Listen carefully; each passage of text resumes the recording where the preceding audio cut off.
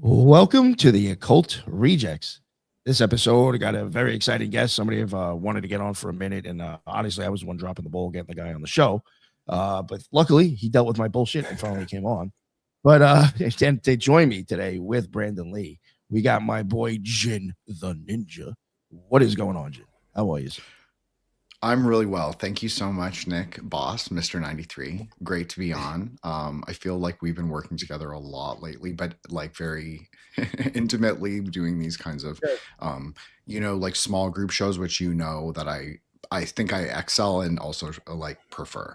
So I'm really excited because Brandon and I follow each other on IG. And why I flex that is because he has a much bigger account than me, but he's cool. And I've been now familiarized myself with his content and we have a lot in common. So I'm really excited for this. And I think it'll be a great show. If you want to check me out, you can follow me on X Twitter at Wukong Reborn, WUKONG Reborn, or at the show account at Threshold Saints on IG and X Twitter as well. And I just dropped an episode 2 hours ago, the Garland of Nightside, which is an interview with Gregory Peters, who was involved with the late 1980s Aeon of Mott workings, which if you follow me and my show, you know that I'm really obsessed with. I often talk about it on this show too. So with Solar Exile, so we did that and lots more coming up. So you can follow me there. Thanks, guys. Appreciate it. Oh, yeah. No. Thank you very much, man. Thank you for making the show. And yeah, last couple of shows we've done have been a lot smaller, but they've been some fucking serious shows, at least my opinion. And I'm even that one with Greg was amazing. It was a legendary show. Oh, yeah. It was good. You left that was a powerful episode for me. Thank you very much, sir. Yeah. I didn't even email him and thank him for coming. That he asked for the thing, I was like, that's a flex. That's a flex you can say forever and ever. Yeah, I was like, he even asked for a copy of the episode. Oh, wow. Nice. Yeah, I was excited. Yeah. But now finally to the guests. We got Brandon Lee, Magus in the media. Somebody that believe it or not, I think you came up as a suggestion. Oh, nice. Yes, and I normally don't go for him, but I was like, you caught I used Magus, I think. So like I was like, he's talking about. Not too many people. Yeah. And true. And I clicked on it and I was like, oh, this guy looks like he totally fit the fucking show. So finally, after asking him to come on and then giving him weeks and weeks of me answering and getting back to him, I just had a busy life and it was like the worst timing. And then I think I got sick and whatever. But we finally got him on. Please, Brandon, let everybody know what the deal is, what you cover, and plug whatever you like, sir. Please. Yeah, beautiful. My name is Brandon Lee of Magus in the Media on YouTube, Instagram, X, all the things. Basically, Magus in the Media, I created it because I'm a huge nerd. Also, I have degrees in philosophy, literature, and then I've practiced magic and mixed martial arts, but all based in Chinese Kung Fu, which is my passion and love. So Magus in the Media is all about analyzing film, literature, anime, movies, media of all kinds from an esoteric, mythological, and occult lens. So yeah, trying to just break it all down, help bring meaning back into a world of the fallen, basically, is what I'm here for. I like that, sir. Yeah. I definitely noticed got a lot of stuff on movies. Yes. And, Kabbalah. Yeah. So I like, again, looking at your stuff, I have noticed that you are into a lot of things, which I guess any kind of occultist would kind of normally be into those areas anyway, like tarot and Kabbalah. But I guess just what got you, this is a question I ask everybody whenever they come on the show pretty much right away. What was it that got you to get into the occult? Like, what was there a moment that you remember that you're like, you know what, I'm just going to fully get into this? Or did it gradually get there?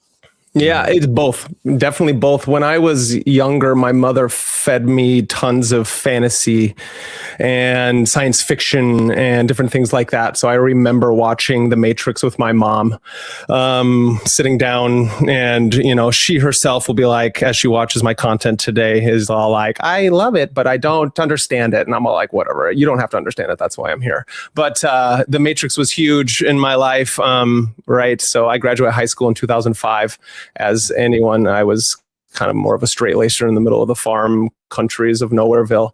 But what really happened was I had my own deep dive when I turned on that neurosomatic circuit with cannabis use. But the big thing is as a novice, and I mean like even more of a novice, dangerous world of taking high levels of psychedelics. And I had one moment that I took 4 hits and listened to the band Tool that was put on, and we were listening to the album. It started with Lateralis and went into 10,000 Days as Rosetta Stone was going on. I basically had my own apocalyptic visions, and I didn't know what like a lot of the esoteric world was, nor did I know about like the Platonic geometry, because I hadn't been going to school quite yet for philosophy. That it all kind of intermingled all at the same time. And what ended up happening was I had my own visions. I saw the, sacred geometry, the non-sacred geometry, as Ike Baker would call it, which I love that guy. But, that all just kind of spewed out from my head. I left my body, had these visions, and then hours later I came back into my body, and I've been searching for that philosopher's stone ever since. Yeah. Shout out Ike Baker. Ike Baker's Shout out Ike Baker. Yes, he is. He's cool. I like him a lot.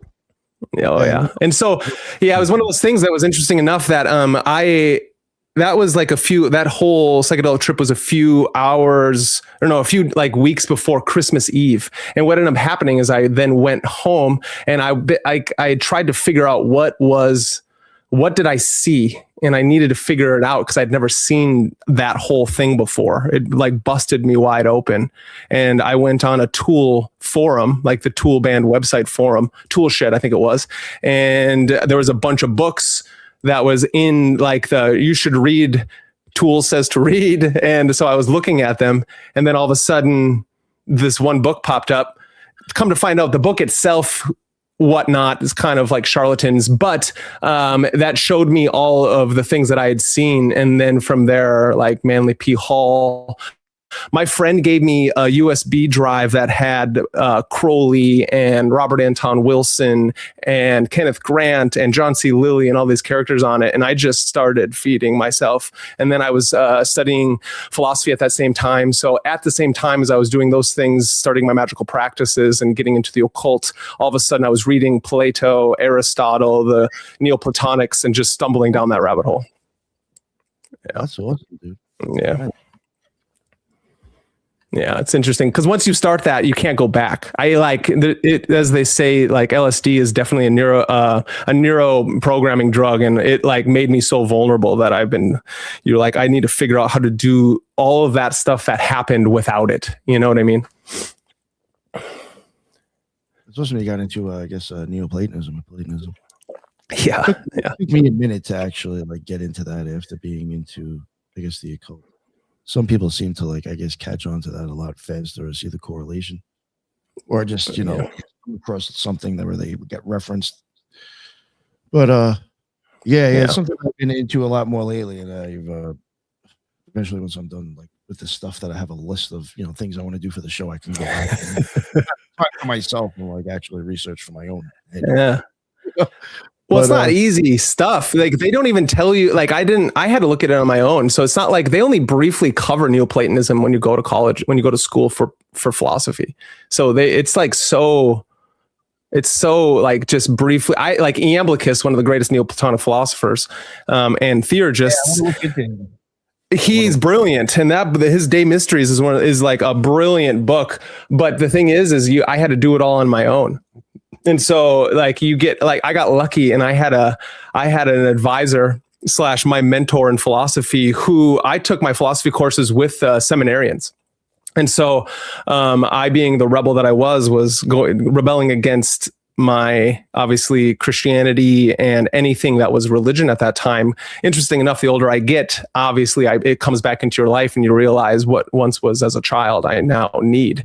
As Carl Jung states, we need to go back into the symbolism of our past and of our youth to understand our own psyche so we can become a fulfilled individual. And that's kind of like, okay, I need to get back into these things, even if I don't become a Christian, because I don't believe you can take on all these things, but as a philosopher, You know, the Buddhism of like the Shaolin stuff and the East and the mysticism, I'm like, I don't want to put myself just in a box, but I also need to use and understand those symbols. You said something really, sorry, Nick. No, go. Okay.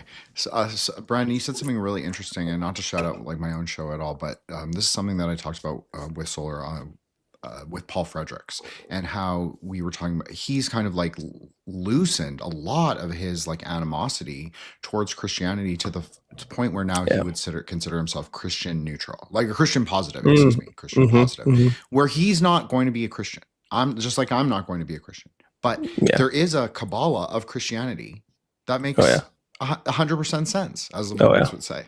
So and it's undeniable. And so if you are a good metaphysician of like any kind, like Crowley would talk about this, Kenneth Grant talked about this, like these are not people who are like fans of Christianity or the institutional church, but if they're saying it, shouldn't like advanced or intermediate, at least, metaphysicians be able to also discern the same thing? So this is like I think a very interesting topic in modern magic. Is magic just a revolt against sort of like the Christian sort of institutional religion, or is it actually something deeper that is also perhaps contained within those institutions themselves? Yes. Yeah, I would definitely say contained, because I think as mystics, because, as we all know, magic and mysticism go hand in hand. So you need prayer or meditation or whatever it is that you're calling it to hone, the whole 8 limbs of yoga, to be able to do that thing. But that's the same thing as you go through Christianity. And so the problem with Christianity is it's just lost its esoteric value. And so it's like, I would never call myself a Christian. That's why it's more of like I'm an esotericist or whatever the word. I don't like the words, but it's that I need to I was born with that level in my nervous system, those symbols in my nervous system. So to rebel against something like that is not to understand the schism between the exoteric and the esoteric. Because Christ was a mystic, I think. If he was real at all, that's not the argument. But the idea is that as a mystic himself, he traveled around, and why not walk the path of Christ in that way? He's just an avatar of that age, just like Buddha or Krishna. Well, we're trying to become avatars of our age at that same time. And so to rebel against Christianity would be to lose the message of mysticism, I personally think.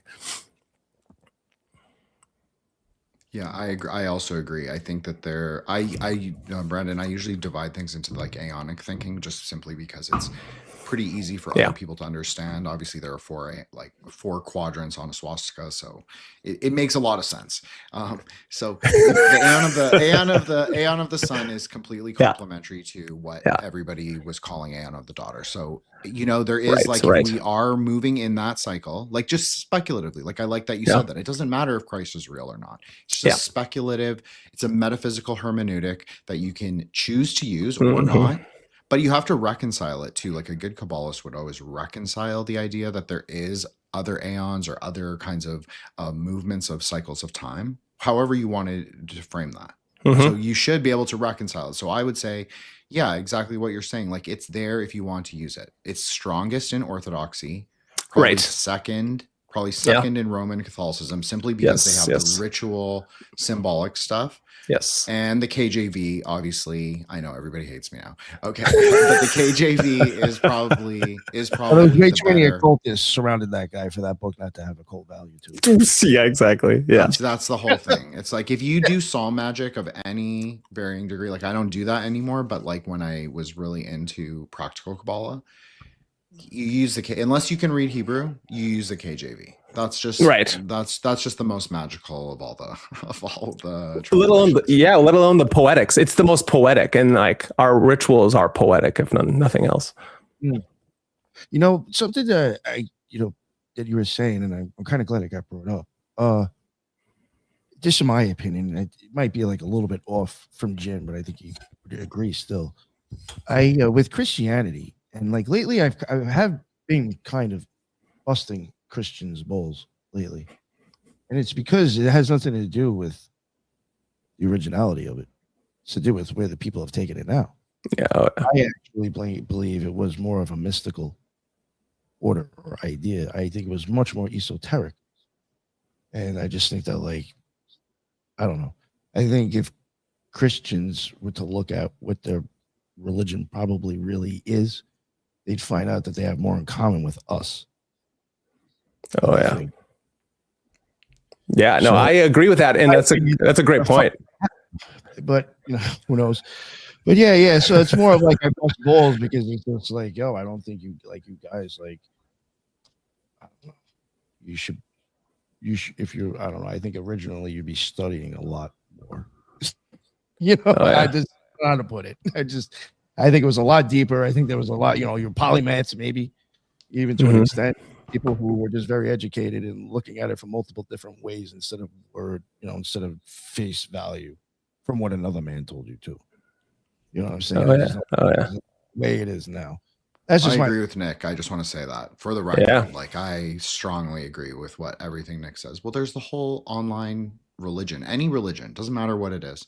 Talima, Buddhism, I'll call them I'm not talking about myself necessarily. I'm just talking about everyone sort of performs they overly perform their kind of identity of religion online, and so the loudest voices tend to become the most obnoxious and the most unrepresentative of the actual mysticism, of the actual like deeper knowledge that is accessible from it. So I totally agree with you, Nick, that people make asses of themselves online all the time, as I have before, but I do it myself too. Right. But I don't we all? Yeah, so it is what it is. Yeah. Well, what most people don't understand, and this is something that I'm trying to, it's like making videos and doing the YouTube / getting content out there. It's like you can only edit so fast, but it's like all these stories. What people don't understand is the Platonic Aristotelian integration is what created Christianity to begin with, as from its small Gnostic cults that were around as it was trying to rise up in that time and being like, it was its own small, and then it rose up, and then the Roman Empire and all these things took it and they integrated, all the great like Augustine and Aquinas and all these characters. Like they took Aristotle's work, they took Plato's work.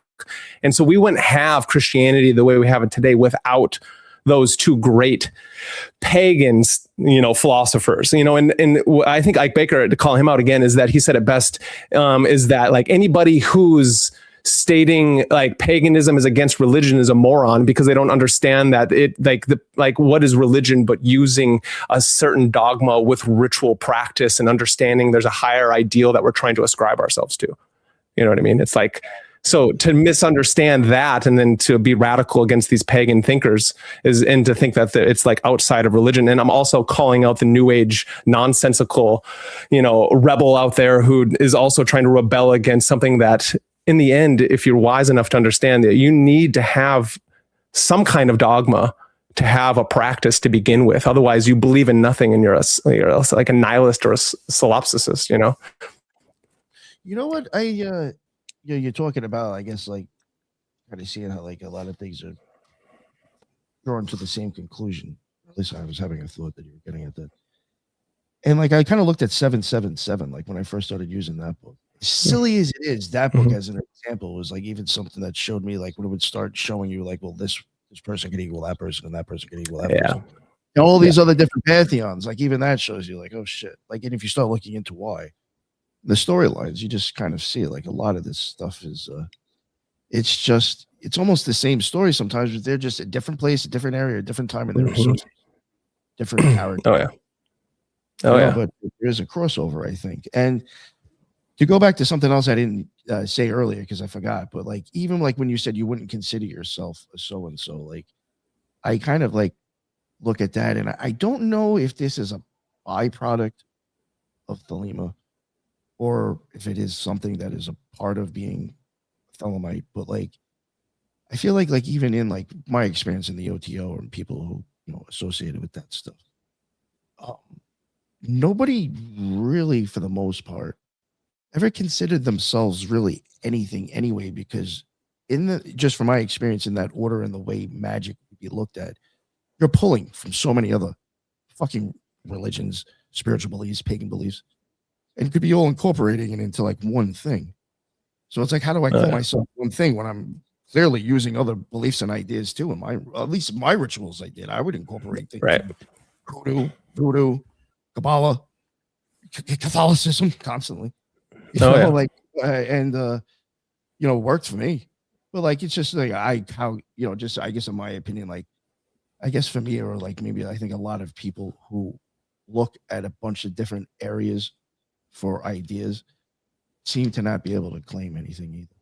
Yeah, it's true. And what I found for myself was, and a lot of times I don't use the word, and I can hear just because everyone mostly knows it, is like the hermetic value, right? Hermeticism is that I am a syncretic thinker. And the Hellenized world in that time frame and the Hermetics has been the most powerful thing for me. And so I personally would, if there's a term, it's like Hermetic theurgist, only because I use ritual and more I like Iamblichus and his work, and I like the Hellenized world and how they pulled from all these different, the Near East to Eastern mysticism to Western mysticism, and they all conglomerated themselves here. And since we're all human, we all use the same nervous system and brain. And from my worldview, it's like, well, what I understood as Hermeticism when I was studying Terence McKenna in my younger years is that it's like what most scientists in the modern material world, if they would do better, if they understood that they're not, the first tool they're using isn't just the microscope, but it's the human nervous system. And the human nervous system gets shit wrong.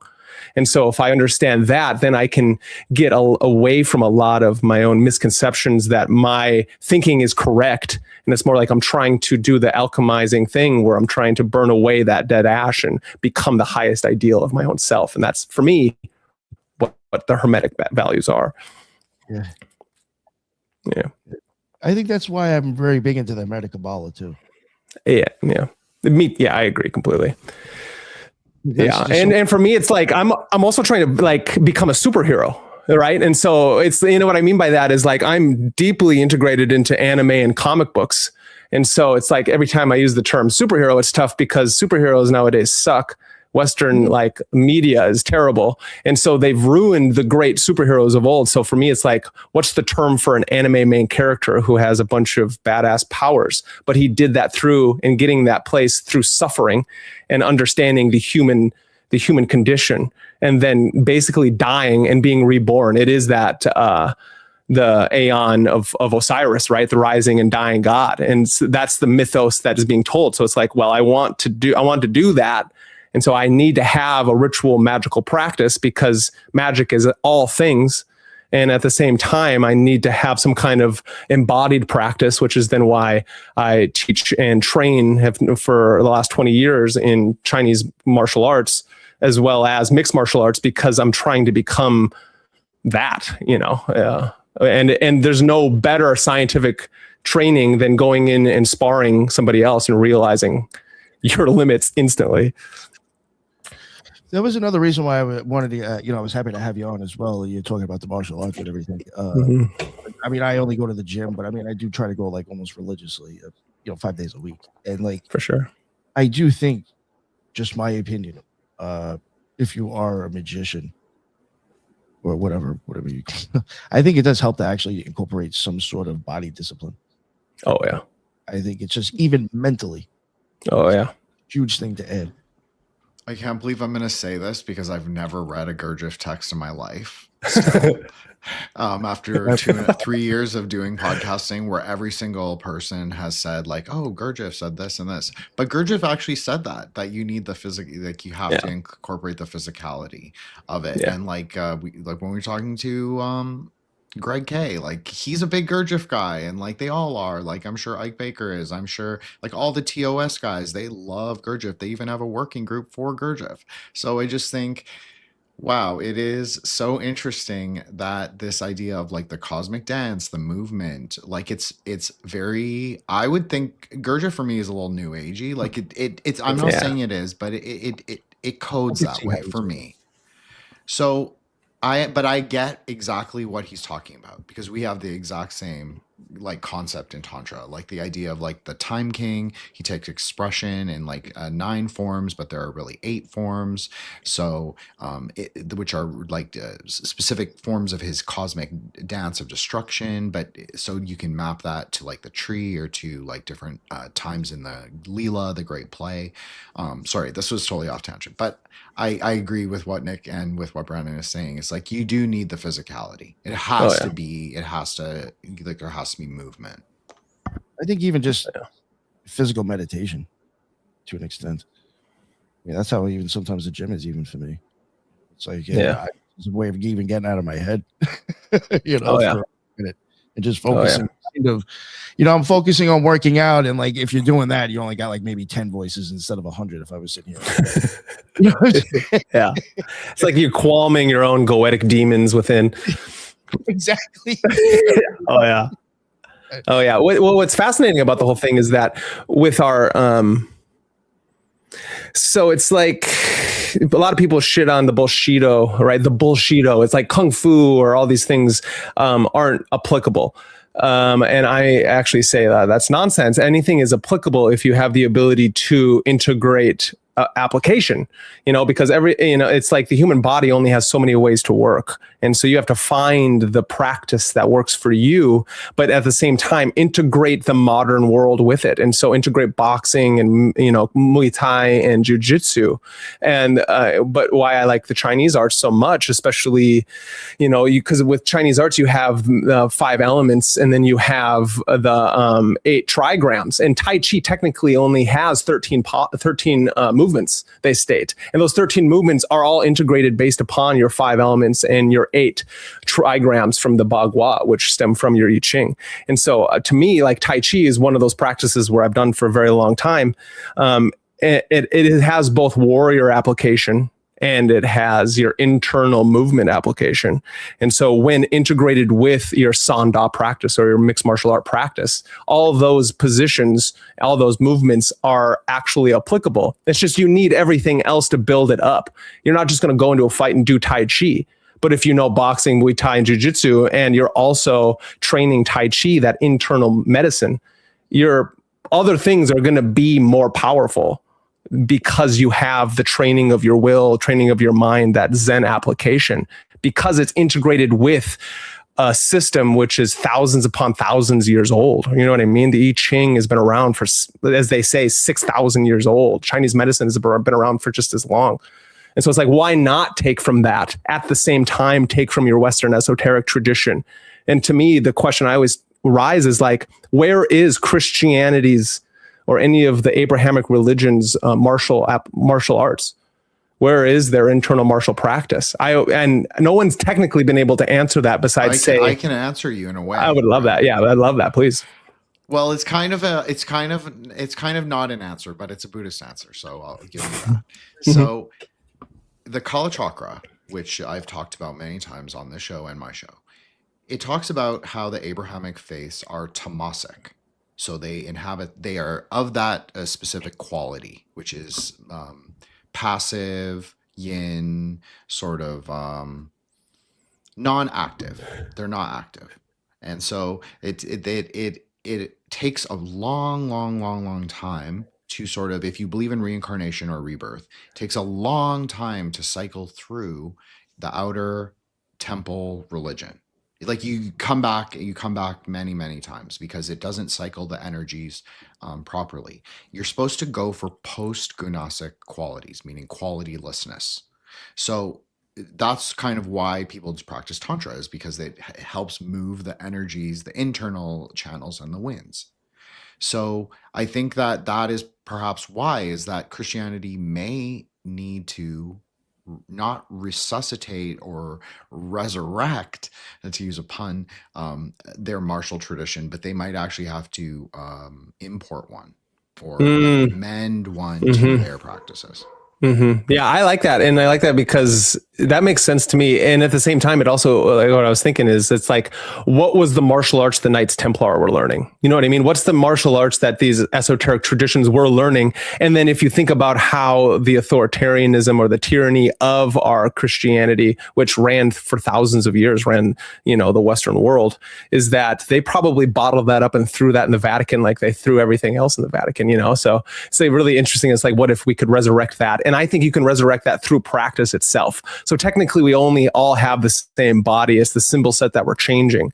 And so, yes, it's a Chinese martial art with Kung Fu, or your Japanese martial art with karate and all these different things. But it's like when you get down to it, you realize that karate just came from White Crane Kung Fu. And then where did Kung Fu come from? It's like these trainings in this like primordial world or this ancient world that then we're just trying to piece together with our modern mind to try to understand it. And so, and I actually saw one of those comments you put up there, and the idea that Buddhism doesn't have a personal God, and you're right. But if you think about the Western esoteric tradition, it's that when you reach Kether, that's not a personal God either. It's when you're in Chokma and Bina and you reach yourself down through through your supernals, where you finally get the personal gods like your Jehovah's and your Christs and your different things. But Kether itself is just all encompassing. That's not a personal God. So I continually have that conversation with my girlfriend, who's a practicing trained Buddhist and astrologer. And, so we have that beautiful dialectic between a magician and a Buddhist astrologer, or whatever that is, where, we try to figure out, well, I'm trying to place things on the tree of life. Like, okay, if Christ is Tippereth and that's the sun god, is Buddha there too? And, in Buddhism, God and Buddha are synonymous. It's not personal. It's, so that's not like, I'm not answering a question. I'm just saying like, that's an interesting thing, is that we all don't have a personal God once we get all the way up into Kether and your Aeon, your three Ain Sof hours. Personally, I don't know. What do you guys think? Oh, I agree with that. Even though it would be like, I can see people arguing, oh, it's Yod Hey Vod Hey, it's Hebrew, this and that, but like, no. Hermetic Kabbalah, looking at it like that was one of the reasons why I think I got so interested in it. Because if you start looking at, I guess, like what you're saying with Kether, it's very like kind of open. Like it's not like there isn't anything too specific about that.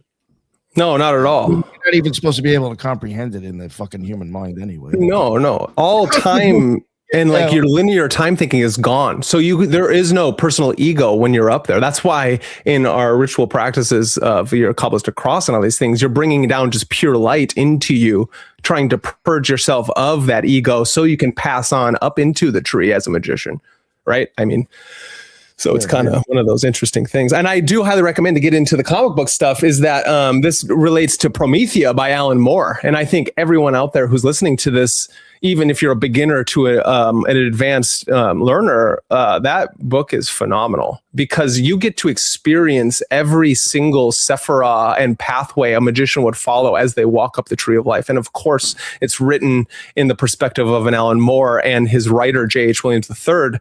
But as I've said this in a few of my own live streams, is that J.H. Williams III, as he was drawing these beautiful panels for every sephira that the main character went through, he experienced those things, like going through Gabura and moving through like that margin energy. As he then going through the abyss, he got so sick himself and almost couldn't finish the panels, because as he was reading the script and then doing his art, it was affecting him to such a level. So it's kind of this fascinating thing that as we move up, a personal God seems to kind of destroy itself, right? That's definitely one way to describe it. I like that, because that is how also like tantric astrology would also think of it. So that's exactly my experience too. It's like I always say, like, for me, the Aeonic keyword is like love is the cause of knowledge. So that's what I experienced. I know Nick's talked about this, like how it's like an ineffable love. Like I'm not going to cry today, but I have actually teared on live talking about it, as Nick has. I'm not trying to call anyone out, but it like gets it intense.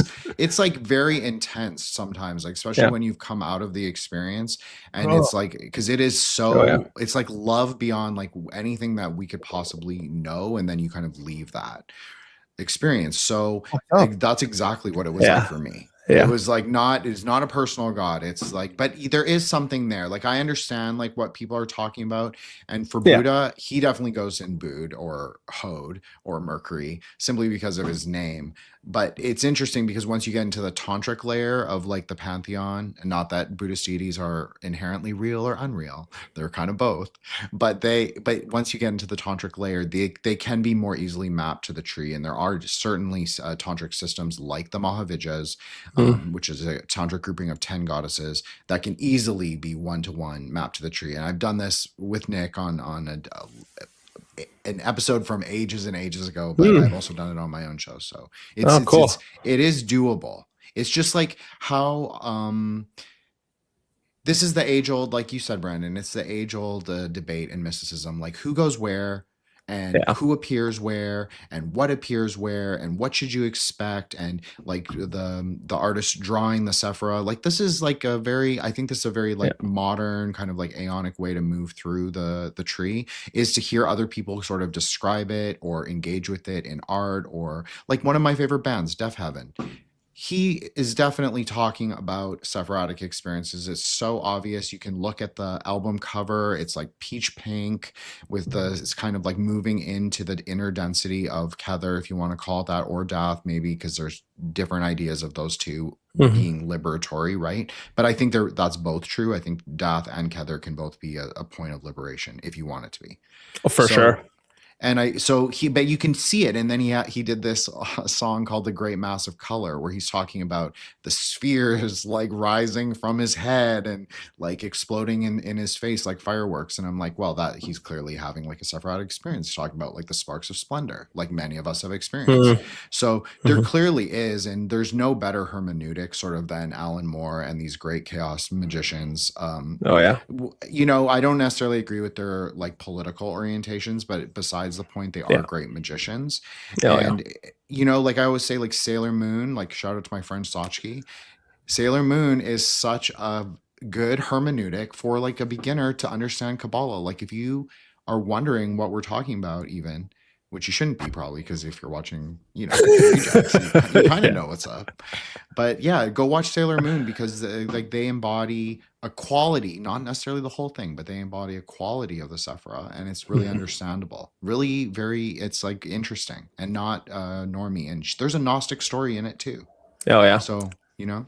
Anyway, sorry, I agree. I didn't mean to go on about that, but yeah. That's you're awesome. totally right. It's like it's all hermeneutic if you allow it to be. Yeah. And what's fascinating, two things that I thought of as you're saying that, is that like we as magicians or as individuals, we always want to try to do this like Venn diagram into like, oh, it's got to match up 1-to-1. That's nonsense. And that's our intellect trying to get in the way of an experience that doesn't need to be that way. It's just us being like people who want to try to understand things more, and just be like, and it's more of like a reference of like, am I doing it right because these other people I respect have this, so can I put it into my framework?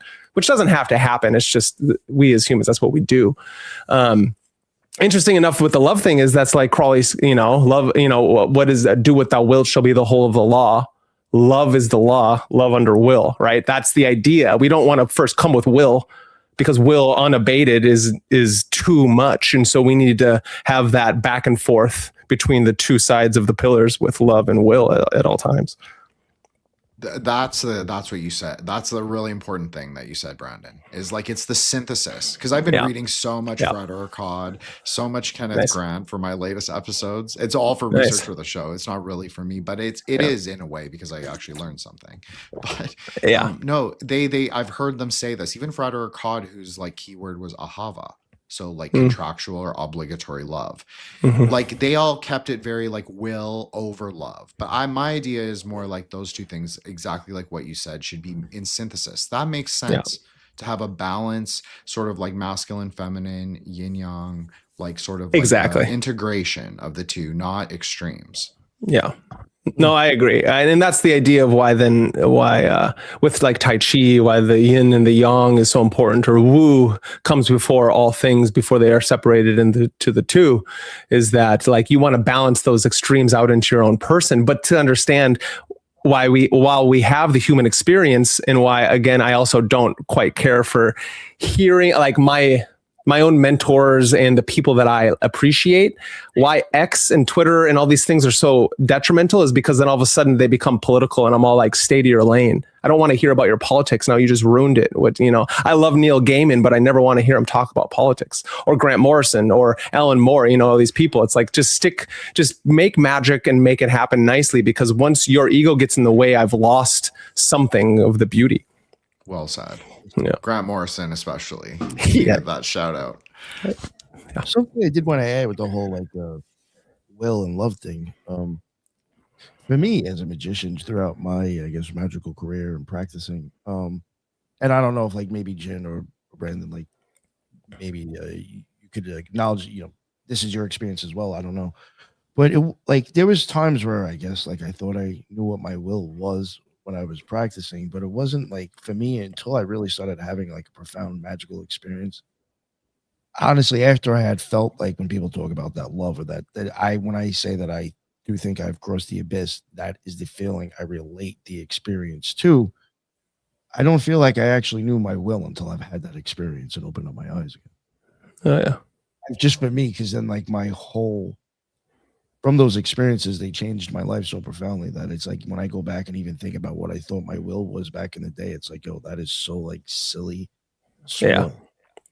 Yeah. Actually, like it's so basic, bro. Yeah. But I needed that experience, I think, in order to have like such a huge shift in psyche to even, I think, look at like, for me, I don't think I really knew my will until I had certain experiences. Yeah. Yeah. I mean, same way. Brandon, Yeah. Go ahead. No, I feel that same thing is, I think a common misconception is, again, us having a linear feeling about something that is forever emanating. That's that change from seeing the tree of life as just walking up it, instead of understanding that 1 in 10 are the same thing and they're continually happening. And so we're continually crossing the abyss. You're continually dying and being reborn. And it's finding that middle path in that process, that's where I feel like we can nail down. That's Brandon, the character who is having his story unfold. And it's like at all moments, my will, again, I agree, man. When in my younger 20s, I thought I knew it all, rebelling against the system and having these psychedelic experiences, until I realized like, I'm a fool. And then all of a sudden I turned 30 and I'm all like, oh, I'm still a fool. The fool walks all paths, you know what I mean? And so it's like, oh, I finally realized it's like, I actually want to, one of my dictums or things is like, let's bring the gentleman back to magic, because I feel like the new age and the spiritually materialized and what happened in the 60s on out, I have conspiracy in my blood. And so I'm like, this was something that was like, the hippie movement's not organic, it's moving us in this transhumanist value. Let's demasculinize man and let's try to make women into men and do all these crazy things. And I mean, not physically, but I mean, personally, let's do this thing where it's like, no, and when I'm talking about balancing out the hemispheres of the brain or my masculine and feminine, it's like my masculine will always be a little more. My yang energy will be a little more always, because that's how I'm in the world. And so I need to make sure my king, lover, warrior, magician, as Christopher Moore talks about in his brilliant books, I'm making sure I lead with those things and they're all balanced and harmonized. Because when I have too much feminine energy putting myself into the world, now my warrior is not where it should be. And then now I'm not a good partner to my, girlfriend or whoever, so it's like, it's so interconnected that it's crazy. I pander on, but. Well, thank you. That was the essence, I think, of Nick's sort of like exactly what he was saying. It's like, like desire and will are not the same thing, and this is obviously a problem. Yes. This is so you need to have at least 100% agree. Be Buddhist curious, Yeah. at least a little bit, to sort of even touch on this, I think. And I think this is partly why you have people like Crowley, like they're talking about Tantra and Indian Tantra. Yes, sure. There are elements of it that are very Advaita, of course, like very non-dual, but it's not the same as Buddhist non-dualism. We have a very different sort of ontological understanding of desire. So if you go to Buddhism a little bit, even Tantric Buddhism, like magical sorcery Buddhism, we're gonna talk about desire, number one.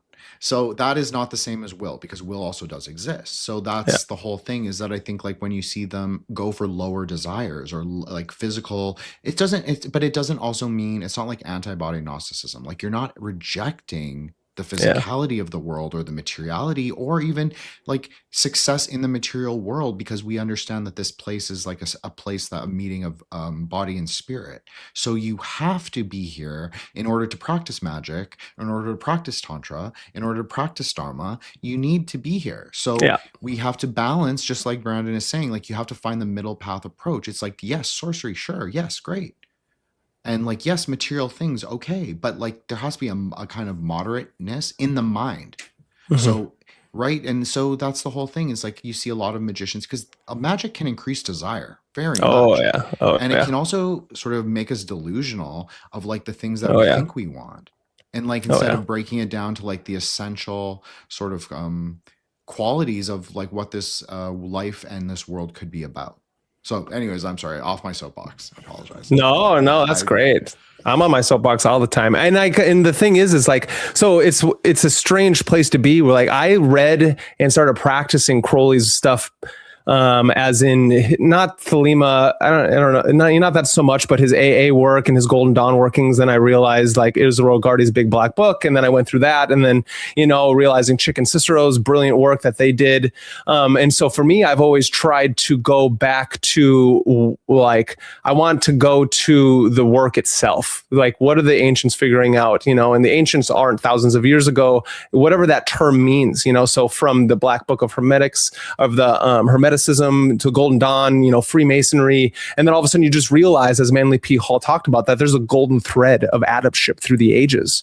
And that's what I'm personally trying to tap into with my own work, is that adeptship. And the idea is something that I continually feel like when I do talk to fellow occultists, right, is that that will and want aren't the same thing. And it's continually being bastardized, is that Crowley did it all the time. As much as I actually really enjoy his work, he also was a bastard and not to be trusted all the time. And so I don't think he was a Satanist or any of those things, because if you read into him, you really realize is that his Satanism, if you want to call it that, was him just rebelling against the Plymouth Brethren Christianity that he was born into. And so he just didn't have the ability to process his traumas in a way. And then all of a sudden he's using language to basically scare people in that time, the great beast and all these things that his mother said. And then he just used as a great marketer, as we all do. Right. And so it's just one of those things that it's like, once we understand that will, that big W, the big will, is something that we're continually trying to, like a teeter-totter, figure out how to balance ourselves in the middle of it. And want and desire are continually the demons running amok, which is then why we have to do our practice, why we do our meditations, and why we have an embodied movement practices or exercising or anything, is because of I need to continually squash my ego, because it runs rampant, which is why I don't really like drinking. For personally, I'm a bougie when I do, but I don't like to do it because I'm already a gregarious, like fucking bastard sometimes. And so it's like, I know that's bad, so I'm not going to do that because I already do this too much. And I have a sharp tongue when I let it go. And so it's like, I'm going to back off and try to be more zen in that. And that's understanding what my will is by understanding that I know what it's like when I'm desiring any feedback from people or myself. But yeah. That's great, and I'm glad you said that. I don't drink at all, so just people know this about me. I'm very temperate in my sort of vices. The only thing I really like is pot, so. But I think honestly, I've been thinking about it, and maybe this is cope, as the kids say. But I think that once you've gone together and you've come back across the abyss, as Nick would say, I feel like it helps tone down some of the rougher edges of the material world. I'm not saying it's like you should rely on it like a crutch at all. I'm just saying I do think that people who've had the experience, like have had higher experiences, I do think sometimes it's difficult to sort of readjust into normiehood. So for sure. So I'll just say that. Nice. I did notice that myself. Once I started smoking weed, like certain things that I thought were kind of like after effect from fucking with magic seemed to curb it for a minute. Like almost like downloads. I hate using that phrase, but when you have all like these fucking weed, kind of slows it the fuck down. I can maybe focus on like one thought. Yeah. Oh, and I agree. And the idea is that it helps clean my perception. And so anytime I overfixate on something and then you turn yourself on to those things with using the, as Robert Anton Wilson calls it, turning on into the neurosomatic circuit, that fifth circuit of consciousness in your 8 circuits, is that all of a sudden for me, it's like I can see things differently.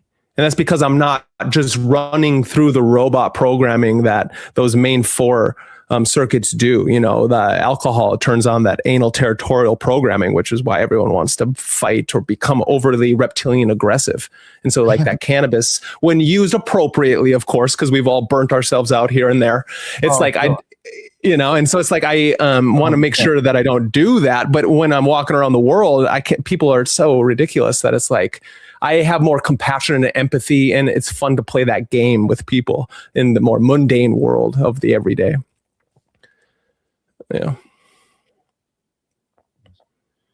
Jen, you got anything you wanted to say or ask?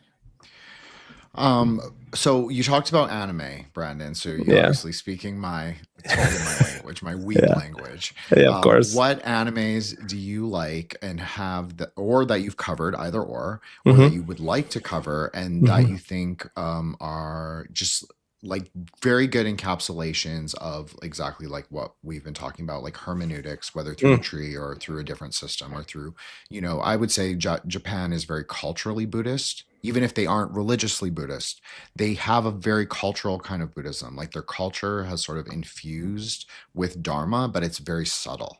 Yeah. I'm not saying it's perfect. I'm saying that it just has that element baked in. It doesn't mean that it's like the perfect vehicle for Dharma. It just means that it's there. But anyway, so what series would you think, or video games as well? Because that's obviously also my language. Oh yeah, nice. There's so many, even though like 90% of anime is trash. So that's something I always feel like I gotta like preface when people think I'm an anime apologist. It's just like anything else. It's just right now I feel like anime is touching on the archetypal world. And like that, the world that you were just talking about, a lot simpler and a lot better. Right now, I'm watching Demon Slayer, which I think hits so many different positions of the hero's journey and the Bushido code and what it takes to care and love somebody else and put yourself through danger throughout the whole thing. JJK is brilliant. The big one that I'm done on my channel and that I'm coming out with episodics, and it's done right now for the first season. It's called Lord of Mysteries, and Lord of Mysteries is a Chinese donghua. It's based off a Chinese web novel. And it's huge, as in it's like 13 to 1,500 chapters long. I haven't read the web novel yet, but I am currently I've watched season 1. It's brilliant. It's 13 episodes or 12 or 13 episodes long. And it's actually going to be coming out season by season every other year. And there's a movie in between, and it's going to be happening until 2035. There's so much content. Each season is going to have 20 to 30 episodes. And why it's so brilliant is because they're using Western esoteric traditional magic, the tree of life and the tarot, and they're integrating it with steampunk and H.P. Lovecraft cosmic drama. And so your main character, and they use the term transmigration, which some people are all like, it's meaningless. It only means isekai, which is a term meaning people are coming from one life and going into like a fantasy realm of sorts. But transmigration is a Platonic term, or metempsychosis is a Platonic term, meaning you are reincarnating through time. And in that reincarnation, Plato's idea of knowledge bases itself off of remembrance or anamnesis and the Platonic forms. And so this character is transmigrating into Klein, this main character. He's from the modern world, goes into this other world, that steampunk Lovecraftian magical world, where he is trying to figure out a mystery throughout the whole thing.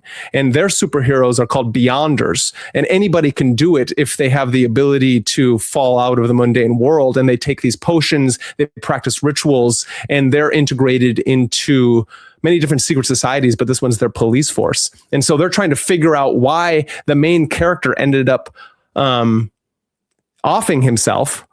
But that's the first episode, to realize that this person transmigrated into this body of this person who offed himself. And they're trying to figure out, why did that happen? And it's all based upon this Antigonus notebook, which is very much like the MMM, the Maleficorum, the H.P. Lovecraft's Necronomicon. And so it's like this drive of trying to understand why and what is going on, and all these pieces are fitting together until the end. And there's still so much more. And the Beyonder levels, their power level moves itself through 9 to 1. When you become a Beyonder, you start at 9, and to work your way up, you basically work your way up into godhood with these different powers. And the main character is working on the full pathway. And so I integrate that with the Western esoteric traditional Hermetic Kabbalah, where we're all in Malkuth. So they didn't use that, this writer. And once you step onto the path, you're in Yesod, and you work your way through every Sephirah as you work your way up towards God. It's fascinating. It's brilliant.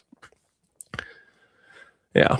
So that's Lord of Mysteries, and I recommend everyone to watch it. But I started off all my anime love and lore with like Samurai Champloo and Cowboy Bebop and all these things. And then through time, I got myself into Naruto, which I find brilliant as well, because the main bad guy is trying to put everybody into the infinite Tsukiyomi, right? Trying to put everyone into their own dream realm. And so I think that anime does this thing way better than our comic books and our superheroes of the West, because all of the bad guys are relatable, but they're actually bad. In our modern world, they're trying to tell us that these bad guys are just like sad saps who are just misunderstood. But in anime, it's like, no, bad guys are bad, and it's because of this reason. I'm so glad that you mentioned Naruto, because I felt like I was alone on a cliff saying it. Like, it's not that I love Naruto. Naruto has major problems. Oh, yeah. But it's a really good series up until the Chunin arc. Nick's totally fallen off. He's like, I don't care, Jen. I'm just teasing, because he doesn't get the nerd shit. He told me. So but it's totally okay.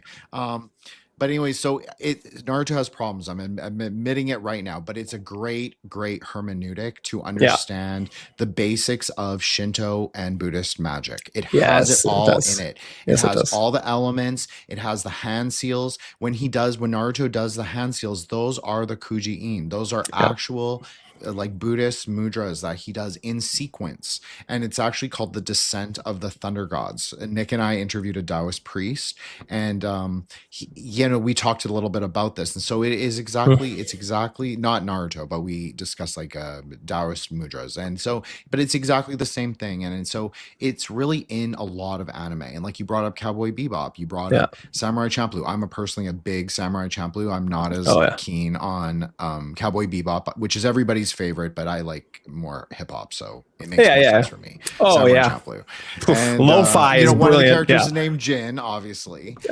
So that also helps. And then, but yeah, it's in there too. Like it's in there. It's just that he plays with it like jazz, because both of those have like jazzy hip hop soundtracks. Well, blues, jazz mixture. And I think that he's playing with a more postmodern idea of like the sort of hero and anti-hero's journey in both of those. But where you're talking about like more the formalized series, like Chinese series, like you brought up, there's a great one I always cite, Grandmaster of Demonic Cultivation. Yes, it is a mild BL. I'm just saying it for the record so people don't watch it and are like, what is going on? It's a really good series for watching, like they call it like Taoist ghost cultivation or anger cultivation or evil cultivation methods. It actually explains it really well, and not in like a freakish like serial killer way. He goes to these kind of carnal ground demonic places to meditate so he can take on the like scary demonic energies and transmute them in himself.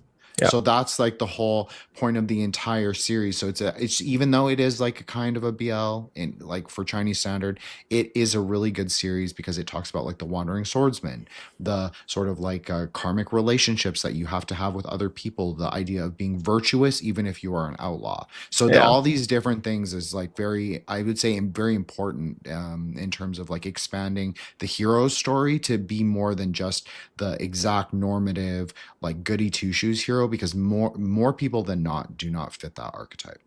Yeah. No, I completely agree. And the beauty about it is how I integrate it into my own magical and mystical practice is that what we're trying to do is we're trying to become more than I don't like saying more than human, because I think human is what we are, and I'm deeply integrated with Tool, and that's, and so Lateralis, in that it's in a chance to be human, we spiral out and we keep going.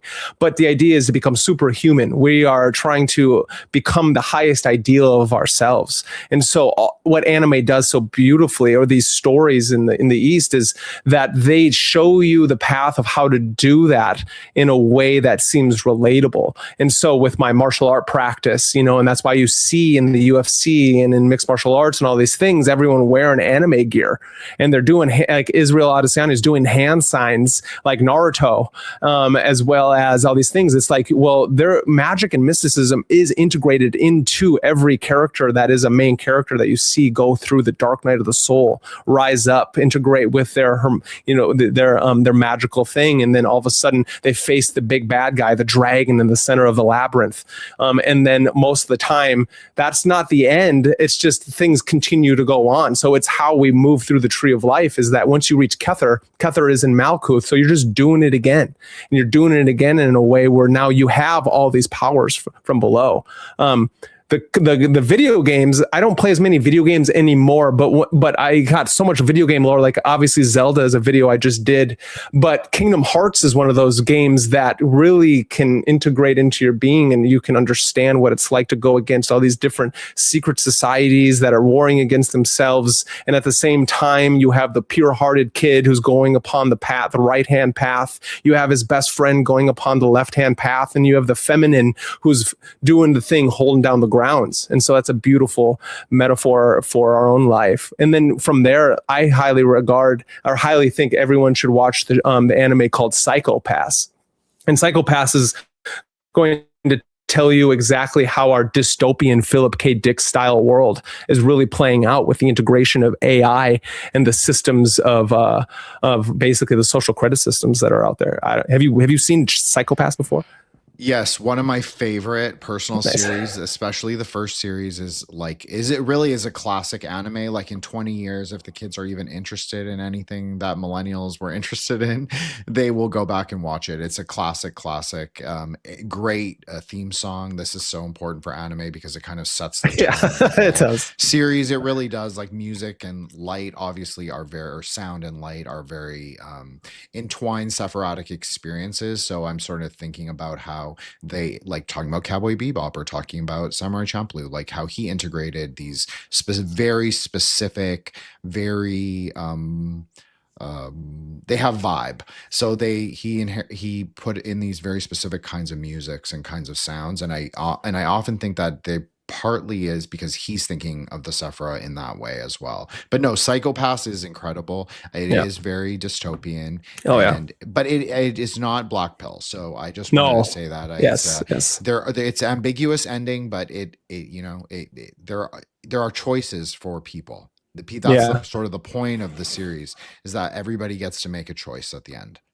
Yeah, for sure. And I think and why then myth, magic, and meaning is so important through all like the film, anime, literature, and all these things, is that we're continually being inundated with signs and symbols from, the marketers and the sorcerers of today, the people who are running the show, the techno oligarchs. And it's like, if we have the ability to see the symbols in the world through a certain lens, then we have the ability to not be programmed by them. And then we can understand when Agent Smiths are coming at us, or we can understand when certain people on the left or the right are trying to tell certain things. You can see it as, jargon or rhetoric. And one of the most beautiful things I think about why I studied philosophy is that once I was able to read things and understand logic in a certain way, it gave me a grounding for my own magical practice. So then it was a lot harder for me to be programmed through certain psyops and certain movements that is going on, So it's like, I'm a dystopian thinker, as in like, I love Philip K. Dick, and he's like one of my favorite science fiction authors. I'm not black pilled either, because that's why we have a magical and mystical practice, is because that's what gives us meaning. And there's nothing more important in a postmodern world of meaninglessness is to have an understanding that magic is everywhere at all times, and you can't actually get around it. You're either being controlled by it or you're not, and you're fine. And if you're not, you're taking upon your own individual agency, and you're making yourself something that can't be held down anymore. This is the thing of magic, what you just said, Brandon. I think this is the point for all like modern magicians who are listening to this, or like in recording or live or whatever, is like you are the agent of your own will. Like if there's any lesson to magic that you can take, that's the lesson. Like you don't have to practice magic. That's just like a good life lesson that like some weird magicians on the internet are talking about. But every magician I've ever met, pretty much, unless they're like enslaved to some kind of like a very formal theistic tendency, meaning like worship of like a specific statue or god or whatever, unless they're like that, they're much more like you have your own serenity. So I personally also believe that. Tantra confirms that. Magic confirms that for me. And I'm glad, and I know Nick often talks about this, and obviously Brandon is saying exactly what I'm saying. So yeah, that's really the really important lesson for everybody. Yeah, definitely. Yeah. It's fascinating. It's fascinating because we live in such a strange time. You know what I mean? It's like, and I know, and even when I say that, I stop myself because all times are strange at all times. You know, if you listen to guys like Graham Hancock and Randall Carlson, for instance, you'll learn that like what in the Dark Ages, yes, what we've been told is one thing, but also the sun went away because volcanic activity happened, and the sun went away for months and months at a time. And so like the Dark Ages aren't just that all knowledge and things went underground and and what was ever happening in the West was happening, but also because it is actually dark out at that time. You know what I mean? And so like what would have been like living in that time frame instead of a time frame where we're continually being lied to, psyops are happening at all time. We can't trust anything that comes from these little screens that are coming at us. So that's why we have so many alternative news and journalists. And so it goes back to the idea of like, why I like the term gnosis.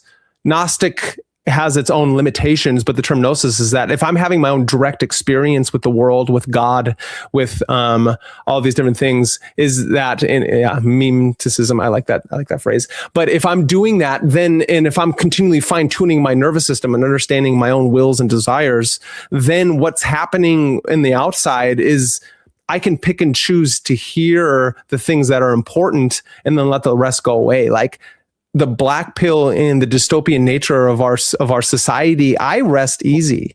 I sleep soundly. In my meditations and in my practices, these archonic like serpents and the goetic demons, like I can just be like, put you aside, because no matter what is trying to yell at me, I can understand that I am eternal, right? And again, that's high levels of acid and Tool, who have then integrated into my nervous system, since Tool has integrated Crowley and Freemasonry and Hermetic Kabbalah and all these things. And so when I hear those things, I already know that I'm brainwashed, but I've brainwashed myself now. That's the idea of becoming a meta programmer. You know what I mean?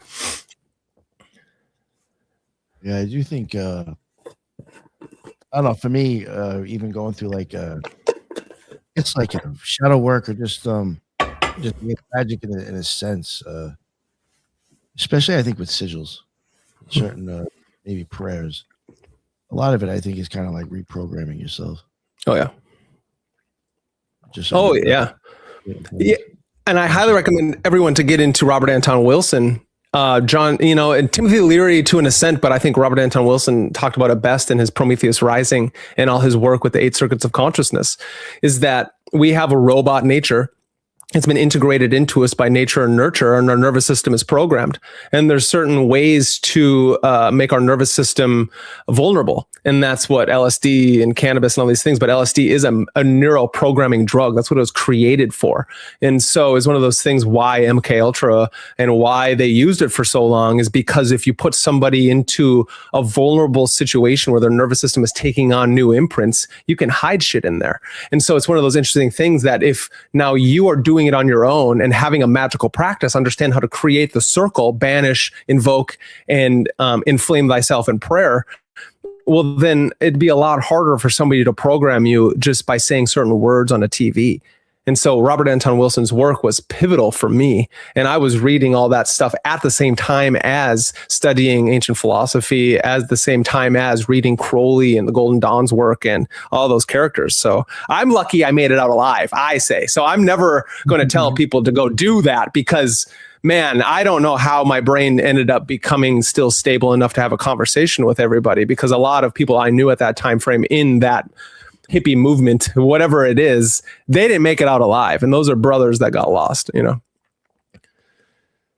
Yeah. You know, something else that you're into that somebody mentioned in the chat, and I noticed you even saw it, I guess like meme magic, memeticism or whatever they call it. Oh yeah. Memeticism, meme magic. That's a statement. I would state probably Grant Morrison is the biggest memetician, right? Or meme magic, and that's sigil working and using memes. So what is his Dawkins, the great scientific materialist, like. It doesn't work for me, but like he used the term meme, right, a long time ago in his working, but meme just stems from the sigil workings of the chaos magicians, but then the workings of magicians throughout the ages. And so the idea of using these memes to change yourself, but change a society as well. Alan Moore and Grant Morrison are on two different sides of the rung here. Grant Morrison, the chaos magician, Alan Moore, the traditional magician who uses the Hermetic Kabbalah and all these different things. But The Invisibles, I actually did a live stream where I talked about The Invisibles, a comic book that Grant Morrison wrote, and it's a hyper sigil. So he created and put himself into his comic book as one of the main characters. His character's name was King Mob. So he created himself to be the thing we all wanted to be, right? We want to be a ninja. We want to be an assassin. We want to be a womanizer. And we want, and we want to do like face off against the archons who are trying to enslave us, these cosmic old ones. And so they integrate that into the Invisibles, where you get the Invisibles, who are warriors of light for the Invisible College, and then you get the archonic, cosmic, Lovecraftian old ones who are integrating themselves as interdimensional aliens and taking over the intelligence agencies and the people that are running the show, and you get this great secret society versus secret society battle. Well, he's kind of right, though, isn't he? He is. Way, yes. Because the archons, the archons arise in your own mind. So yes, you can believe in any weird planet cult that you want, and like be very clear. Planets are the outer density of that shit. Like, stars over planets by a lot. So, go for the emptiness. Don't go for the klipa. I don't know. Anyways, I just wanted to say that in terms of Alan Moore, because he kind of gets lost in it too. Like you don't go full, like he would think of himself as like a right-hand path, I guess, versus the kind of archons, but maybe his distinction isn't so black and white, but he goes too far in the extreme for me. I like it where you can be like, okay, like how can we meet in the middle and like bring both, like we don't have to be archonic and we don't have to be like the saviors of mankind either. Like maybe we just be the saviors of ourselves, number one. No, I agree. And what's interesting is what changed my thinking was when I understood that the archons, it's all about perspective. And so one of the things that I understood is that angels and demons are the same thing seen from a different position. That, and that's something I actually learned from Promethea when I read it years ago. But the idea that the archons or the planets, whatever they are, like those are guardians of the next realm. And so the Gnostics that are the people who think that we're all stuck light in material bodies and we must rebel against the light, I find to be ridiculous. But I understand it because it's a lot easier to rebel against materiality and it makes it a lot harder to want to be embodied. Thus, it makes it easier to not go to the gym. It makes it easier to not want to make sure my temple is cleansed and detoxed. So once you pick up a Mountain Dew and you drink it, like you never want to put it down because it's a lot easier to do that than to drink electrolyte water or whatever it is, And so it's one of those things that once you understand, and Iamblichus did this in that time frame where he was all like, no, we need to not only ascend into godhood, but descend down at the same time. And it's that thing where materiality is important and we need it in our practice, because to be human is the highest of all goods. And then once you have the ability to take your humanness and detox it and get away from that leaden soul, alchemize it, and then lift yourself up by bringing godhood down,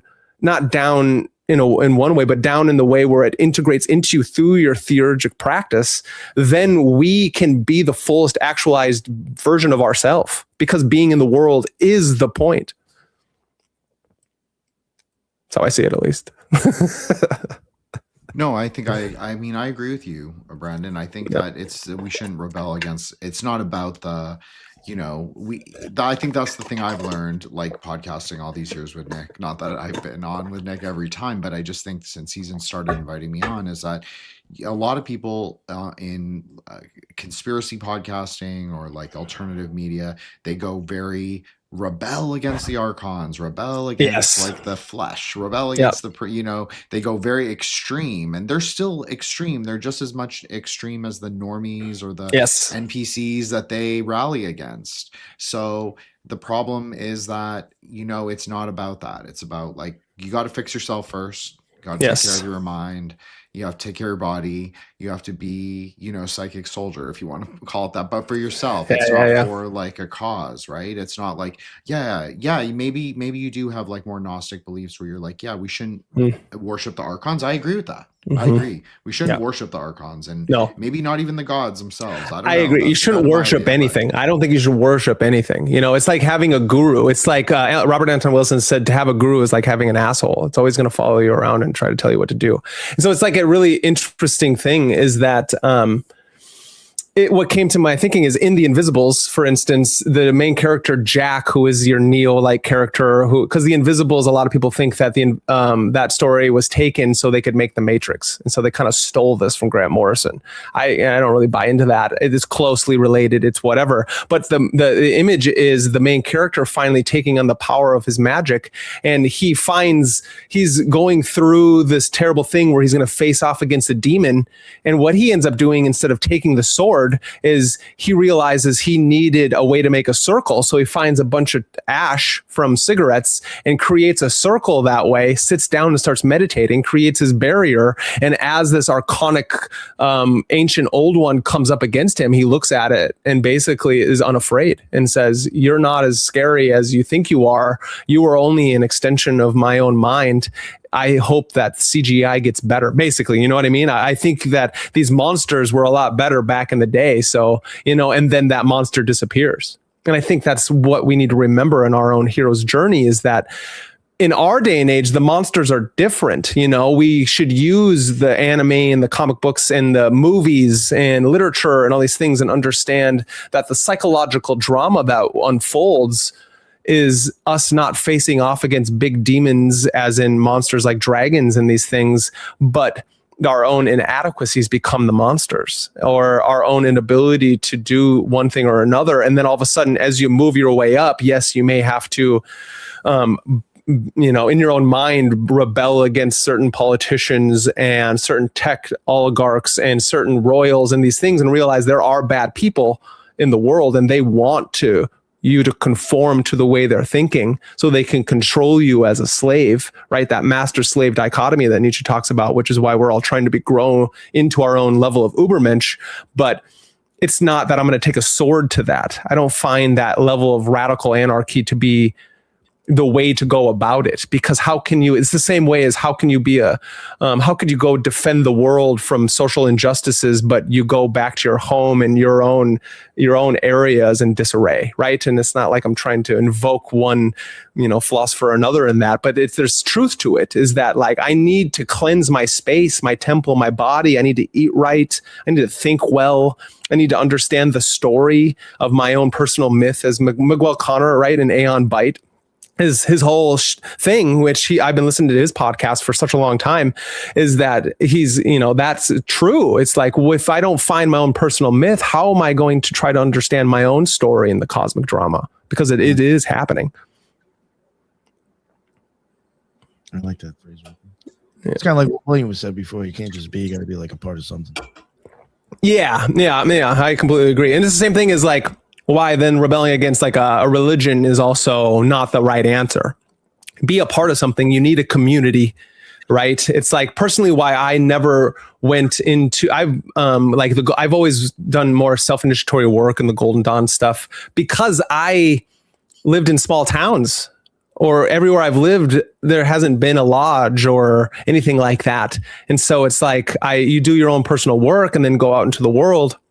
And I'm a very extroverted individual, so I'm like continually trying to play the game with everybody else. And so you drop little, I reel people in to have a deeper, philosophical conversation or magical conversation. And then you realize when not to, and you're all like, okay. And then sometimes you just feel like you want to be an asshole and you're like, we're going to talk about this, whether you like it or not, and so it's fun to do that kind of thing. And then formulate your own invisible colleges through these types of conversations, and then go back to the mat, go back to your Kung Fu practice or whatever that is. Yeah. Jin. Yeah, sorry, Nick. No, you go ahead, sir. I just wanted to say that, no, I agree. I think that this is going to be the way. I'm not saying like I'm pro self-initiation, like all the way. Yeah. But no. but I'm also like not anti. Like some magicians, like especially institutional ones, they tend to be very anti. But even when Ike was on, I feel like there's kind of like a newfound sort of way that they're all looking at it. Not that they're all the same or some hive mind of like the higher fraternal orders, but they all know each other. That's very obvious to me, and they all talk in their little group chats and stuff. So the reality is like they've loosened sort of they've become more flexible. They've taken a line from chaos magic.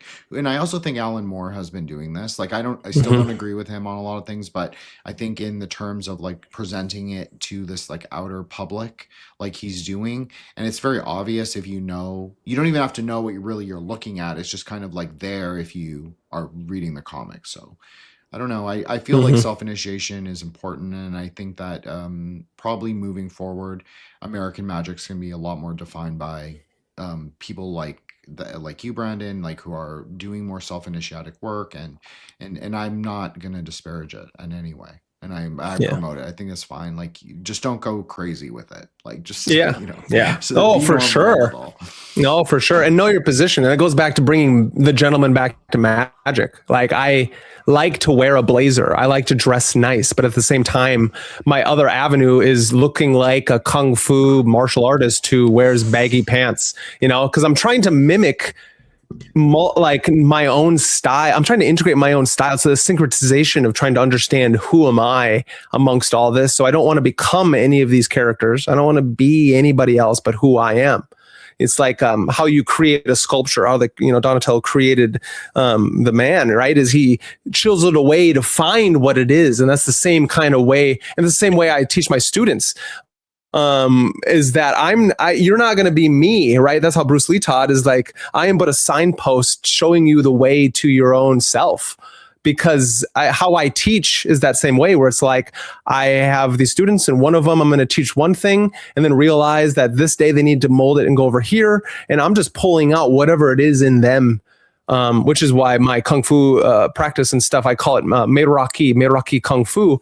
Meiraki is a Greek word, and it means, and people who know Greek better than I may be like, what? That's not true. But this is what I found it to mean, is that it means to bring a little bit of your own character, your own love, to bring yourself into everything you do. And I think that's why that is important, is that it's like, I find that is what is lacking into this world. Everybody wants to be somebody else. I want to be like this famous person or be like that person. That's like, no, I want you to bring out the highest level of who you are. And that way, it's like trying to have two different systems interlapping, and it won't work. You need to figure out who you are, so then everything unfolds from that position. And that's what centerline theory is all about in martial arts, is that once you have that centerline, that base foundation, while you practice horse stance or any of that stance work, and you shift in certain ways, is because that base foundation, and why you practice the LBRP, why we do the Kabbalist cross, why we do these things, and why then I also dislike people who go straight to Thelema, is because it's like you're trying to learn Jeet Kune Do without understanding Wing Chun. You're trying to learn Crowley's system without doing the Golden Dawn work. It doesn't make sense to me because you don't have a foundation. Now you're doing Liber Resh, but you've never done the LBRP. What's the point? And you're interacting with these different gods that that don't work with your nervous system. It's kind of, but that's my own thing. And anybody can like come at me with it because this is the conversation I like to have. It's interesting. You do that stuff you have done that stuff in your daily practices? Which ones? I guess the LBRP and Resh. Oh, every day. I did not. I started doing those things, but yeah, I do the LBRP, Kabbalistic Cross. I do, my pranayama. I do all that stuff every day, and I integrate it with. I do that, and I integrate it with my kung fu practice, and then I go into my actual martial arts exercises. And so, morning, I try to do as much as possible, and then I'm continually doing my own mantra work and chanting work and things like that. But yeah, the LBRP is Crowley. Crowley, I like him. So I love most of his stuff. He, in his one section in the book 4, talks about how the Philosopher's Stone can be equated to the LBRP itself. And if you only have one ritual to do, that is the ritual to do. And I found that to be very true. Yeah, no, I know exactly what you're talking about. Yeah. Did you ever get into the middle pillar? Oh, that's the other one every day. Yes, middle pillar is pivotal work. It's very important. Yeah. Yes. Yeah. I find that is, even if Israel Gardi is the one who helped create that or whatever, because that's not a practice that stems deep, but it is like, it's changed my life and circulating and circumambulation of my own energy systems. And so I find that if you have the Western esoteric tradition and those things, right, LBRP, Kabbalistic Cross, middle pillar, they're the basic foundations of that, like doing Kung Fu, horse stance, bow stance, practicing basic levels of movement work. In that, you take those two things, because will end up writing a lot of stuff on this and how you're the correct and not correct. The most authentic Kung Fu practice, when you actually are getting down to the basics, is ritual magic. Personally. Yeah. That's pretty cool. I haven't come across too many people. Well, I'm sure there's probably people that I've had on the show that I just maybe never asked them, but I'm sure like I probably has some sort of practice, but oh yeah, I mean I listened to him talk with what's her name, Ivy. Yeah, and I heard him talk to her about he's trained in qigong and tai chi, and I need to chat with him a little more about that as well, because there's a lot of integration with that, and it's fascinating. I think it's almost hard not to do it, because there's a book called what is it? The Lessons According to Biff. It's a story of Christ by Christopher Moore, I believe. Anyway, you get to see Christ go to Tibet, go to China, go to Egypt, and all these places. And he learned Kung Fu. He learned meditation. He learned Egyptian magic, and then he came back and he led his flock that way. And I find that fascinating. It's pretty cool that you're into all that, I haven't had too many people around, I think, that actually has a regimen like that, or that really does that shit constantly. Yeah. When I was practicing, that was like I did that shit every day. Yeah. I'm on the pentagram like twice in the morning and at night. Yeah. But yeah, I did the middle pillar. I did try, did Resh on and off at times. I also got big into the hexagram ritual. I did like that one. Mm-hmm. Yeah, and the Rose Cross ritual is another one that's really important. Once you work your way through the LBRP and invoking, and then middle pillar, the Rose Cross is the one that actually really helps clarify, and clear out everything. And so you actually kind of do like throughout the room. Mm-hmm. Mm-hmm. Yeah, I remember there was one that it was some sort of Rosicrucian thing that I did a few times, and I was like, "Yo, this is detailed." Yeah. Different corners of the room and stuff. That's exactly, yeah. And because you're not just doing your north, south, east, west. You're now doing north, northeast, north. And like all that kind of thing. Southeast, southwest. You're going everywhere above and below, and you're working through the egregore of Christ, right? The Yeh Heshua, from the Yod He Vod He to the Yeh Heshua. And interesting enough, it's just one letter. It's the flame, it's fire, it's Shin, moving itself into the body of the Yod He Vod He for Christ to be actualized into your own being or something. That's pretty cool, man. It's like Yeah. it brings back memories. Yeah, that's funny. Did you ever get into? I mean, I did it for a while. I couldn't probably do it right now. I'd have to probably look at the words. But did you ever get into the Star Ruby or anything? Yeah, I did. I did that in my earlier time, but I kind of put all the Crowley Thelema rituals down. Gotcha. And I like the work from the Golden Dawn into the AA and that kind of thing. There's something about Thelema that I'm not 100% sold on. And through my studies of Crowley himself, I think he was brilliant. But those rituals never suited me as such, which is why then I just went back to the Golden Dawn's work personally. Can I add something to that really quick? What you just said, Brandon, if I'm cool with it. Gregory Peters, he's talking about exactly what you're saying, Brandon. Like, he trained with Phyllis Seckler for like 30 years. Mm-hmm. He was in the AA, he was in the OTO, he was in the Typhonian OTO, like all of it. And he's like, I don't really call myself anything anymore. Yeah. And he's like, I'm not a Crowleyite, but I would be comfortable because his new book anyway, is all about like Typhonian mixing kind of Hindu Buddhist Tantra with Typhonian sort of ritualistic formulations. So he's still obviously thinking about this exact like Kenneth Grant Typhonian OTO rituals, but he's not necessarily like married to Crowley's formulation of the order. Formulation of the rituals, or formulation of the practices or the mass. So he's thinking about it like in this other way, and he's like, a lot of Thelema people don't consider me like a Thelemite, but he's like, he's obviously very comfortable thinking of himself in certain ways of like drawing from that greater Gnostic body of work. I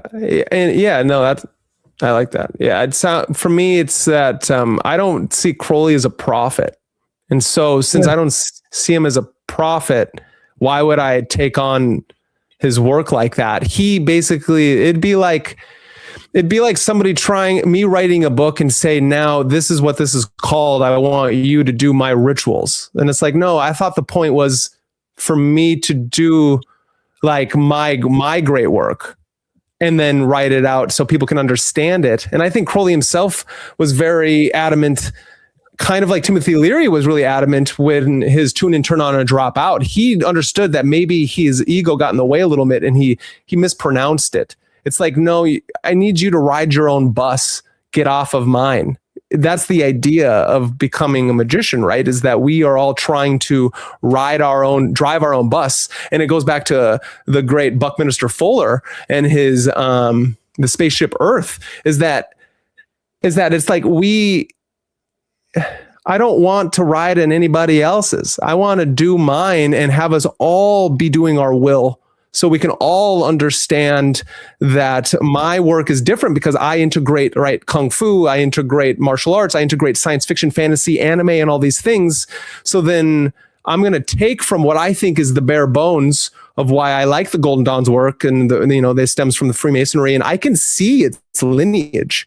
Just like with Jeet Kune Do and Bruce Lee, it's like, that's great, but if I want to learn Wing Chun, so I did. And then I'm going to find the best teachers in Wing Chun and then realize that from Wing Chun, I want to go to these other things. And now I need to get off that and I need to learn Muay Thai. I need to learn all these other things. And then from there, I can do Brandon and create Magus in the Media, create Meraki Kung Fu. So then I can help my students and my audience also do their own thing. Because if you're doing my thing, it's never going to work. You will only be a sheep in wolf's clothing, right? You will only be a charlatan. And I despise charlatanism. I despise that stuff. The sophists. I want people to get back to first principles so they can root out bullshit. And I just, as much I've seen the other side, I've witnessed the beauty and I've seen the darkness, but the idea of what Robert Anton Wilson brings to us is that these are all models of my experience. And so even though I'm interacting with interdimensional beings from Sirius B who are telling me this message. Also, that could be me trying to understand a trauma from a time that in my age that I now need to wrap it into this mythic metaphysics. And also it's my left, right talking to my right brain, and then some, you know what I mean? And so if I don't have that understanding, then I'm faking it. And I don't want to fake it anymore, which is why I took on the practice of being this, whatever this is. I like that. Yeah. Yeah. And that's, again, why I created Magus in the Media, is because I found that through my philosophical research and studies and my magical practice and my, getting into martial arts and just living life as a human on Spaceship Earth, is that there is so much meaninglessness. And I think that's what happened in the postmodern age. And even beforehand, when the Enlightenment period happened, is that we all forgot what it's like to interact with mythology, with the forces of nature as such. And when we did that, we took our own agency out of it.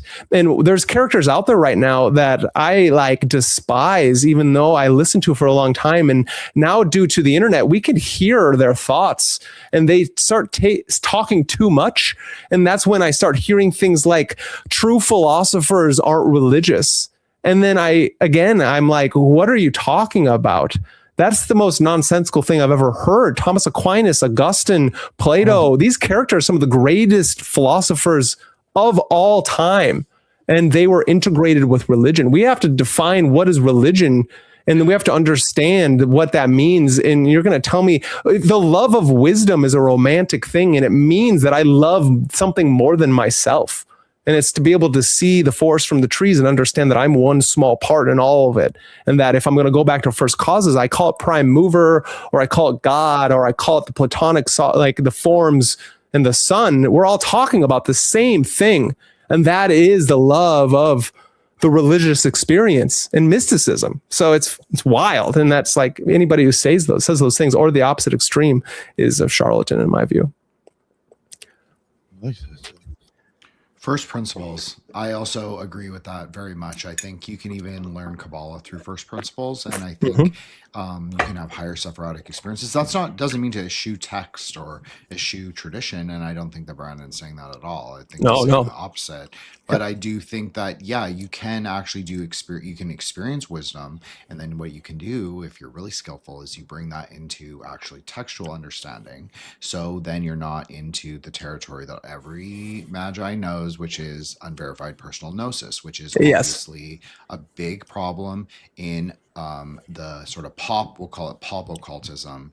Like a lot of, I'm not calling anyone out, but there's a lot of people with shows and IG accounts and Twitter accounts that are very popular that spin very bullshit ideas of astrology, of the self, of the mind, of consciousness, of magic.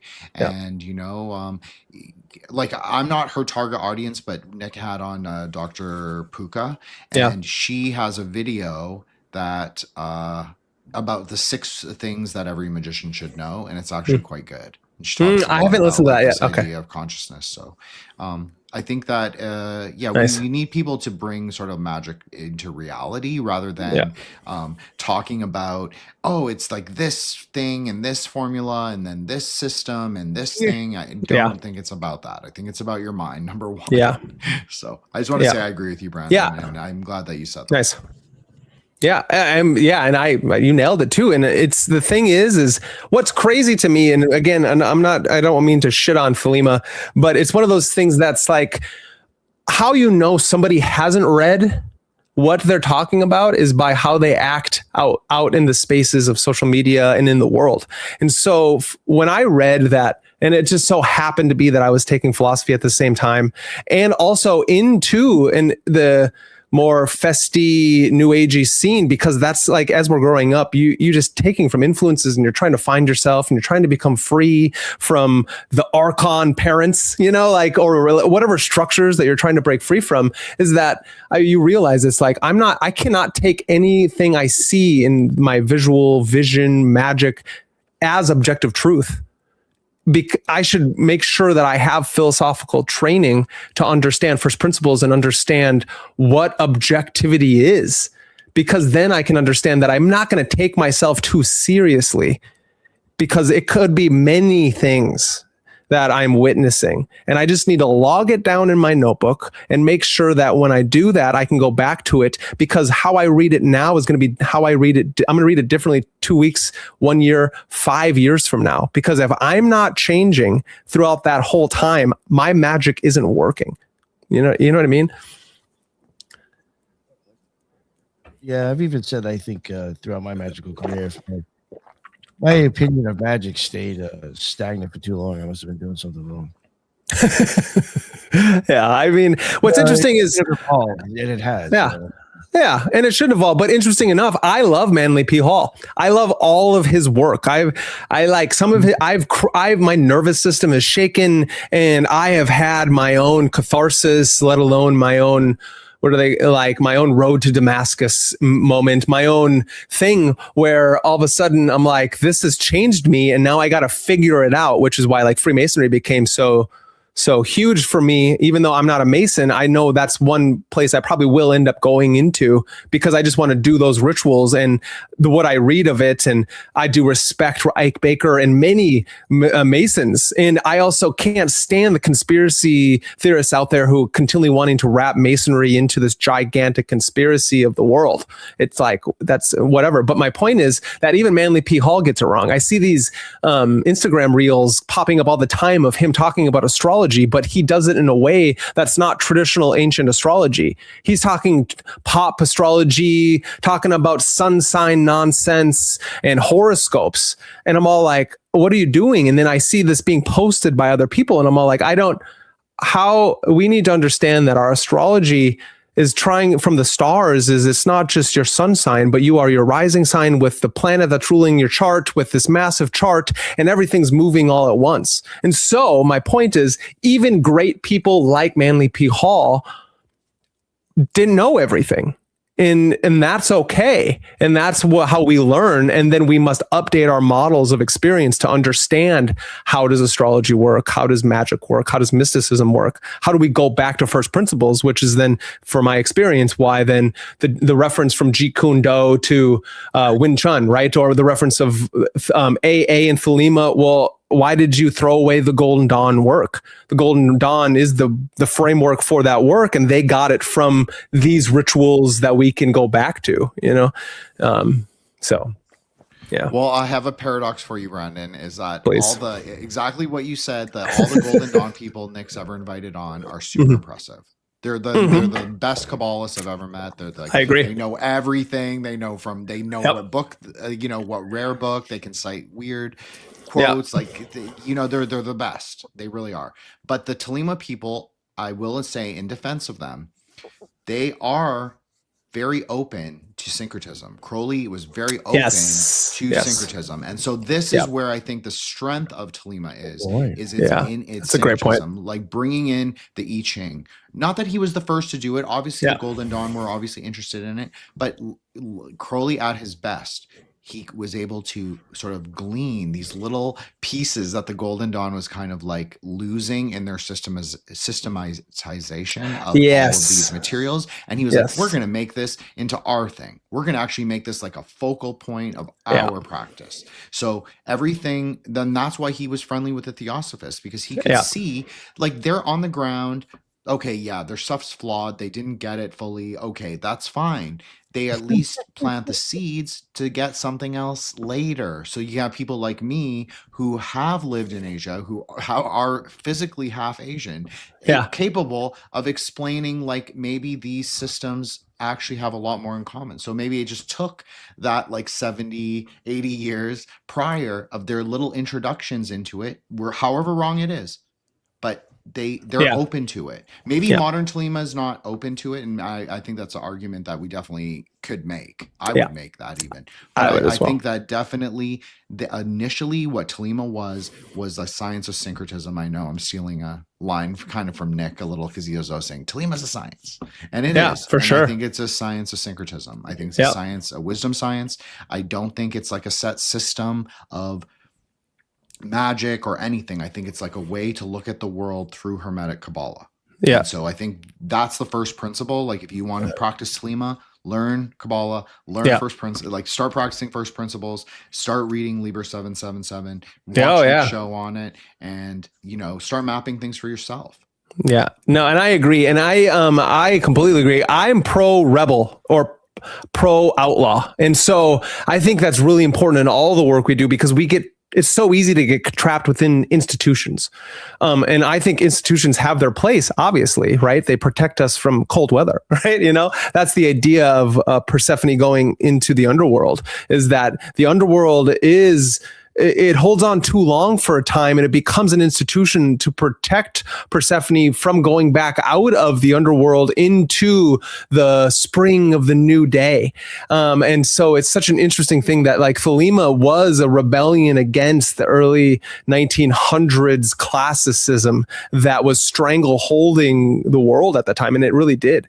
And I agree. So that's me agreeing with that. That way, because the rebel is that's how Prometheus rises, right? That's how Prometheus comes down and brings fire to the people, and how we syncretize. And I find that to be really important. Yeah.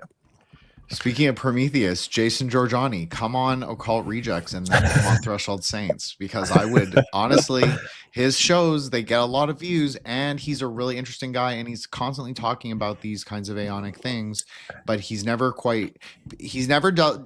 really speaks with magicians. So I just think this would be a great place for him to actually test his theories in fire.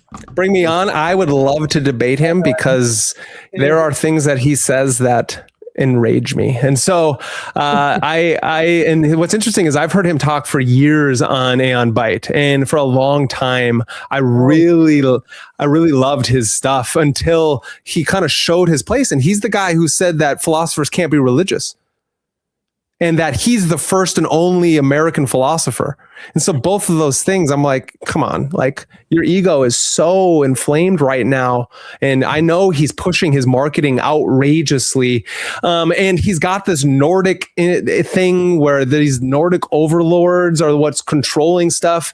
And he integrates the Gnostic idea of we're all being farmed from this Jupiter ascending style royals that are coming into us, and they're trying to steal our loosh, and I'm all like, that's great. Come on, Magus in the Media, because you're talking about mythology integrating into the human psyche, and you're like stealing a bunch of old motifs. And I'm like, but he's writing it as if it's something that's new, when Gnostics have been talking about this for thousands of years. And so that was great. That's you nailed it. Jin, you brought that up, and I tried not saying his name, but only because I'm not trying to be a hater.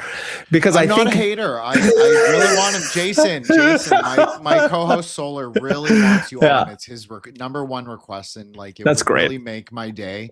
And honestly, would be a great show for Nick. And let's just do it. We'll bring you on, Brandon. We'll do. I would love that. I would love that. 4-on-1 there. That's a perfect magic number. He'll like that. Yeah. I actually don't think Jason's a bad dude. I think not at all. He's talking about weird shit, and so are we in a way. And he's selling his brand, but actually he's a very smart dude. And he is integrating a lot of Chemeticism, you said, Brandon, Gnosticism, and Prometheus. And I think Prometheus is kind of like he is the archetype of the magician in many ways, obviously. Both bringing the flame down and raising the torch upwards. So, there's lots of material there for us to. Jason, come on. I agree. That'd be great. The idea is I don't understand why the throwing away of religion seems to be such a very childish to me. And I can understand if when we're talking, you give me the description of what you believe religion is, and then we can understand and talk about that. And then I can say, I agree too, because exoteric religions the Abrahamic exoteric religions have done a lot of damage in the world, and they hoard knowledge, and they've created the master slave dichotomy between us and them, but then at the same time, it's like once you veer into the mythic, the mystical, and the esoteric, we have to understand the esoteric understanding of symbol and allegory. And if you're going to use things like Prometheus and all this stuff, that's fine. It's just, then why do we have to bring Nordic overlords into it? I just don't understand, because that's making people fearful, and it's not giving them the fire that Prometheus is trying to give you. And so if you're trying to tell me that I'm being farmed by some interdimensional organizational that's stealing my loosh, and then maybe I need to learn how to not let my loosh be stolen. And how do you do that? You do that through what we're talking about: magic and mysticism, through kung fu, through becoming your own Gojo or Tanjiro or Superman or Batman or whatever the motif you want to take on, is that you can do that, and you don't have to let your loosh be stolen. That's why we do the LBRP. That's why we do the middle pillar, is so that we don't allow that to. And so he could write 6 more books that are this thick if he understood the magical practice at the same time. Well, he does not like me, in full Really? disclosure, because I'm an actual tantric Buddhist, and it seems to freak him out. And he does not like tantric Buddhism. He actually says like tantra is not evil. Interesting. Which is weird for someone who calls himself also a Satanist. Like, to call tantra evil is like very funny. But he does not like it because it posits like this more ontological view of reality, like you're saying, that there is a primordial truth, and it is actually not goodness. I don't want to call it that. Seems very facile, but it's something more pro-cosmic, and Jason definitely is in, like, he's very much in line of all these things. He's talking about like how we're in the klipas, we're in the tunnels of Set. And I always say like that's true maybe, and that's fine. But you also, like you're saying, Brandon, you have to let people, you have to give them the idea that they can break out. You can't just say, you're trapped in hell and the aliens are coming to get us. And like, give us like an exit to the maze. Come on. That's my whole thing, is like the exit to the maze is that there was never a maze in the first place. Is that even though there's a cosmic drama unfolding and we're within this 3-dimensional realm that has institutions and people that are like Elon Musk and Jeff Bezos and all the people above them, that we have to live and abide by certain rules. But at the same time, like, that's always been the empire. As Philip K. Dick said, the empire never ended, right? And the Black Iron Prison is there, but we don't have to go so schizo that we don't have a home to live in, and we don't understand how the credit system works and these different things. And so why they state that maybe you shouldn't do certain initiatory work, or why you shouldn't get into mysticism and magic until you're 40, own a business and have a family, is because that's that objective understanding of the world that you need to then do the higher work. Right? You need to build that foundation so you understand that you can break yourself out of it, and it's okay just to live a normal life at the same time. I'm not going out in the world and being like, I'm a magician, right? I am magic, right? And so is everyone else. And so it's like, if I'm telling you, you don't need to know the archetype that I'm playing right now, especially because I'm all of them at all times. I'm just Brandon to my, I'm a son, I'm a boyfriend, but I'm also a teacher, and, and I do all these things, and it's too easy to present in the new agey world, or the worlds of the occult. That's a little out there for me, is that like, I am the Magus in the media. I didn't create Magus in the media to be the Magus. It means that there's magic always and everywhere, either sorcery or the, good magic. And I'm just here to explain it. I want you to know the things that I see, and now you do with it as you will. And from there on, you can become your own magician.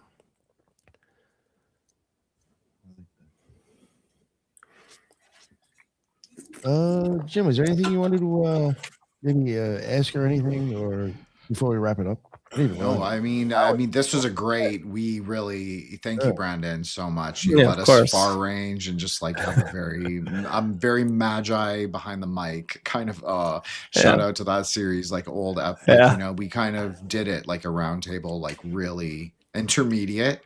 And everybody had great questions. I saw someone say in the chat, like, I just wanted to say this is like the cosmological Gnosticism is not synonymous with pro-sociology mysticism like Kabbalah and Sufism. Actually, I think you can make an argument that that's not quite true. I think noetic processes can happen in mythological and mythopoetic sort of recountings and narratives, just like Brandon was talking about in regards to Alan Moore comics and all of that. So that's what the whole purpose is. Even if we don't get like Sephirotic understanding from the comic itself, it actually prepares us, like the practicing of certain rituals. That doesn't mean that you can skip all the good stuff or the actual meat of the practice, but it's, I think that the consciousness processes are very important to prepare you to have higher experiences. And I think that the world is, there are evil magi in the world. There are good magi. There are rebel magi. There are, chaos magi who want it all to throw it all in flux. And everybody is out for their competing narrative. There are Mormons, like something you said, Brandon. You were talking about something that a lot of the alt media says, and I was thinking, that's what the Mormons love to say. I forgot what it is now, but they have a specific narrative that they spin about magic. I'm not anti-Mormon. I'm just saying, I'm not a Mormon. I think Mormonism is kind of weird, but you do you. But everybody has their competing narrative, and so just use discernment. Like that's like a good Aeonic keyword, like discrimination through fire, through Gevra. You want to talk about like Aeon Porus, Aeon of the Sun?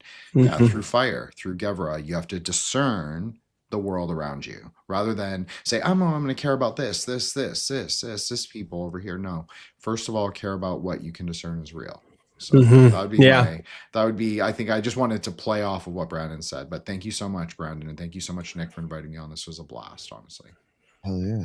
Oh yeah. It was awesome. That's why I was like, oh shit, it's almost 2 hours. That's great. I think it's, what's interesting is,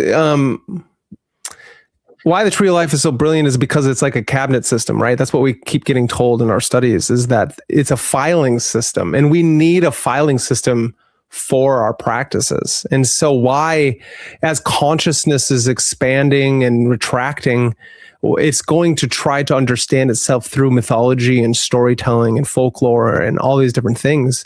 And that's how we understand ourselves, is through these stories, the cosmic drama, the individual drama. And so it's almost like you can't separate the two, because when you do, you get this kind of world we're living in today where everything, what's the old saying? Everything true, nothing is true, everything is permitted. And I think that is not so much dangerous, but in the world that we live in, it's a way to use a sword in a way. But the idea is that we must bring back the beautiful, bring back the aesthetic, because harmony matters.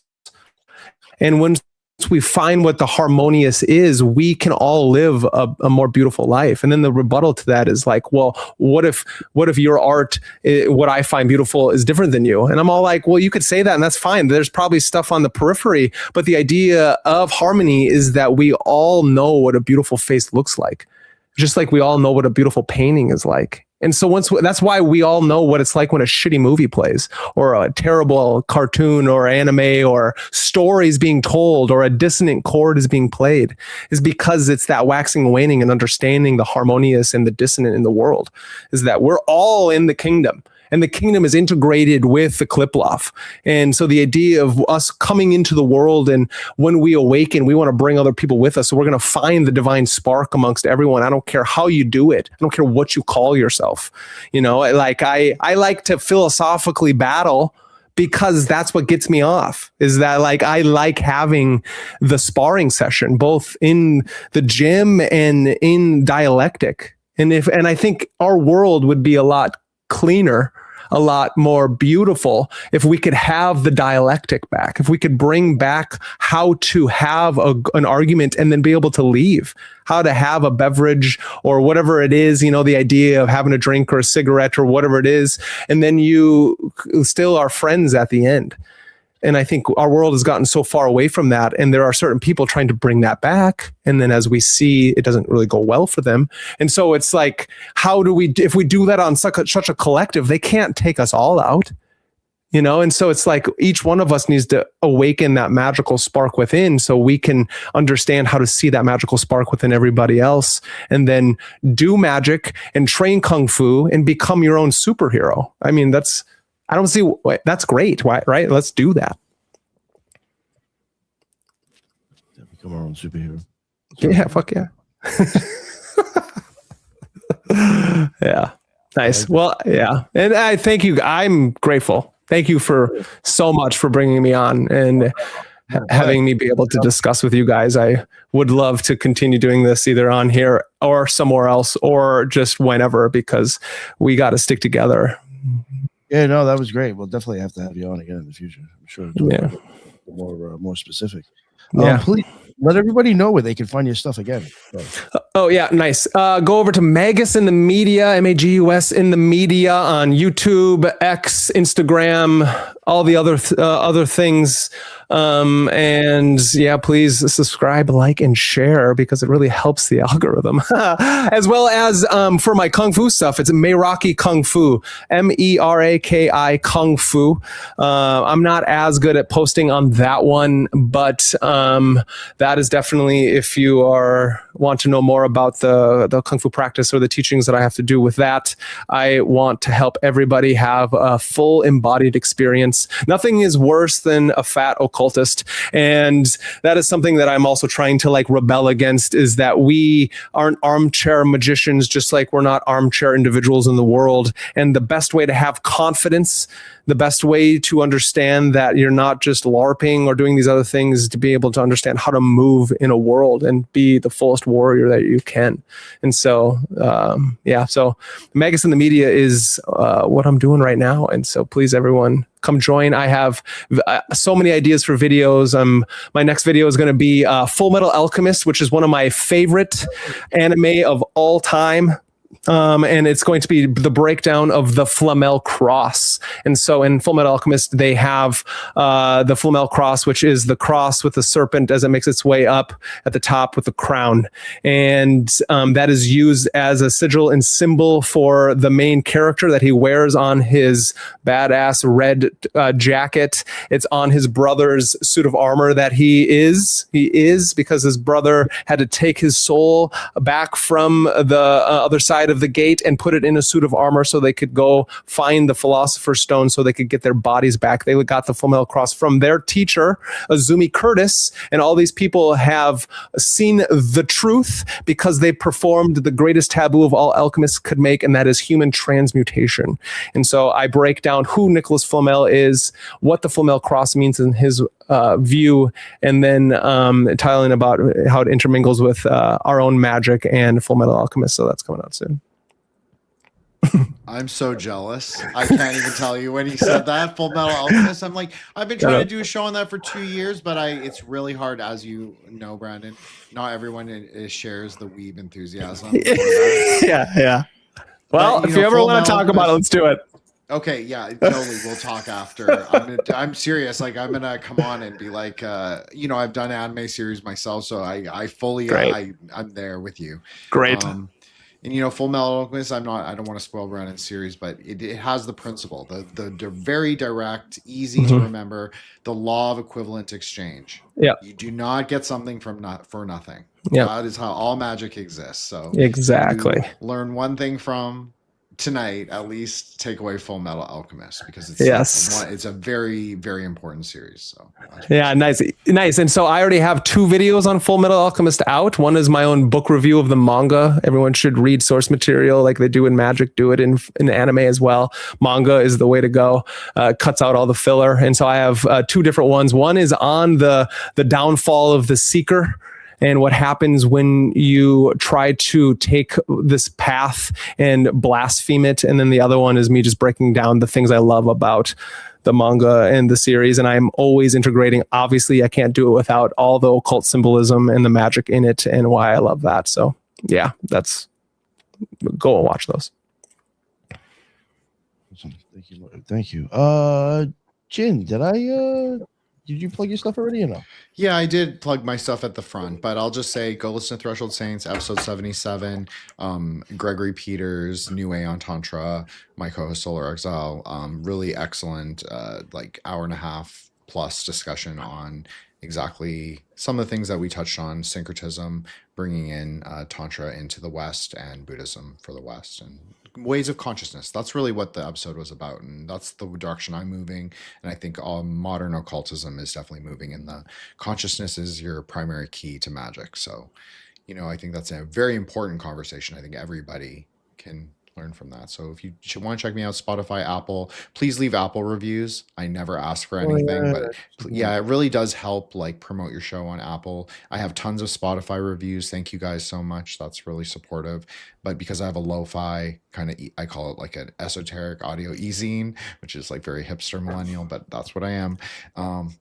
It helps the show. So please leave Apple reviews if you are so inclined. Thank you guys. And everybody's been great. Thank you so much, Brandon. It was amazing to meet you. Legit. Thank you. It was really fun. Yeah. And Nick, thank you seriously, boss, for having me on these cool episodes with modern American magicians. Cause that's my thing. Hell yeah. Thank you. Yeah, definitely. Please, people, if you can, if you listen on audio also, definitely give a review, especially on Apple Podcasts. I mean, I'll take Spotify also, but Apple for sure. And the thing is, what sucks is that if you go look at my rating, the only negative stuff is like basically production shit. It was either like the microphone sound or like coughing. Literally had nothing to do with the content. None of the bitching or any of the negative reviews. So it's like I have like a 4.2, and I do think I should have a lot more than that. And it's literally because of like people being assholes about like the quality, like not actually like the show itself. So please try to help raise that back up and go over there and hit 5 stars or some shit, whatever. So yeah, and same thing for these gentlemen as well. But yeah, thank you both for coming on. Thank you everybody in the chat. There was a bunch of people here. There was a lot of great stuff going on. Sit in the chat. I say this all the time. I'll say it again. Definitely check the live feed like after it's available. Afterwards, it'll take a little bit, not right away, but eventually I think the chat will pop back up. There's always a lot of good stuff inside the chat as well. So highly suggest checking that out. Thank you, everybody. And until the next one, everybody be well. Thank you.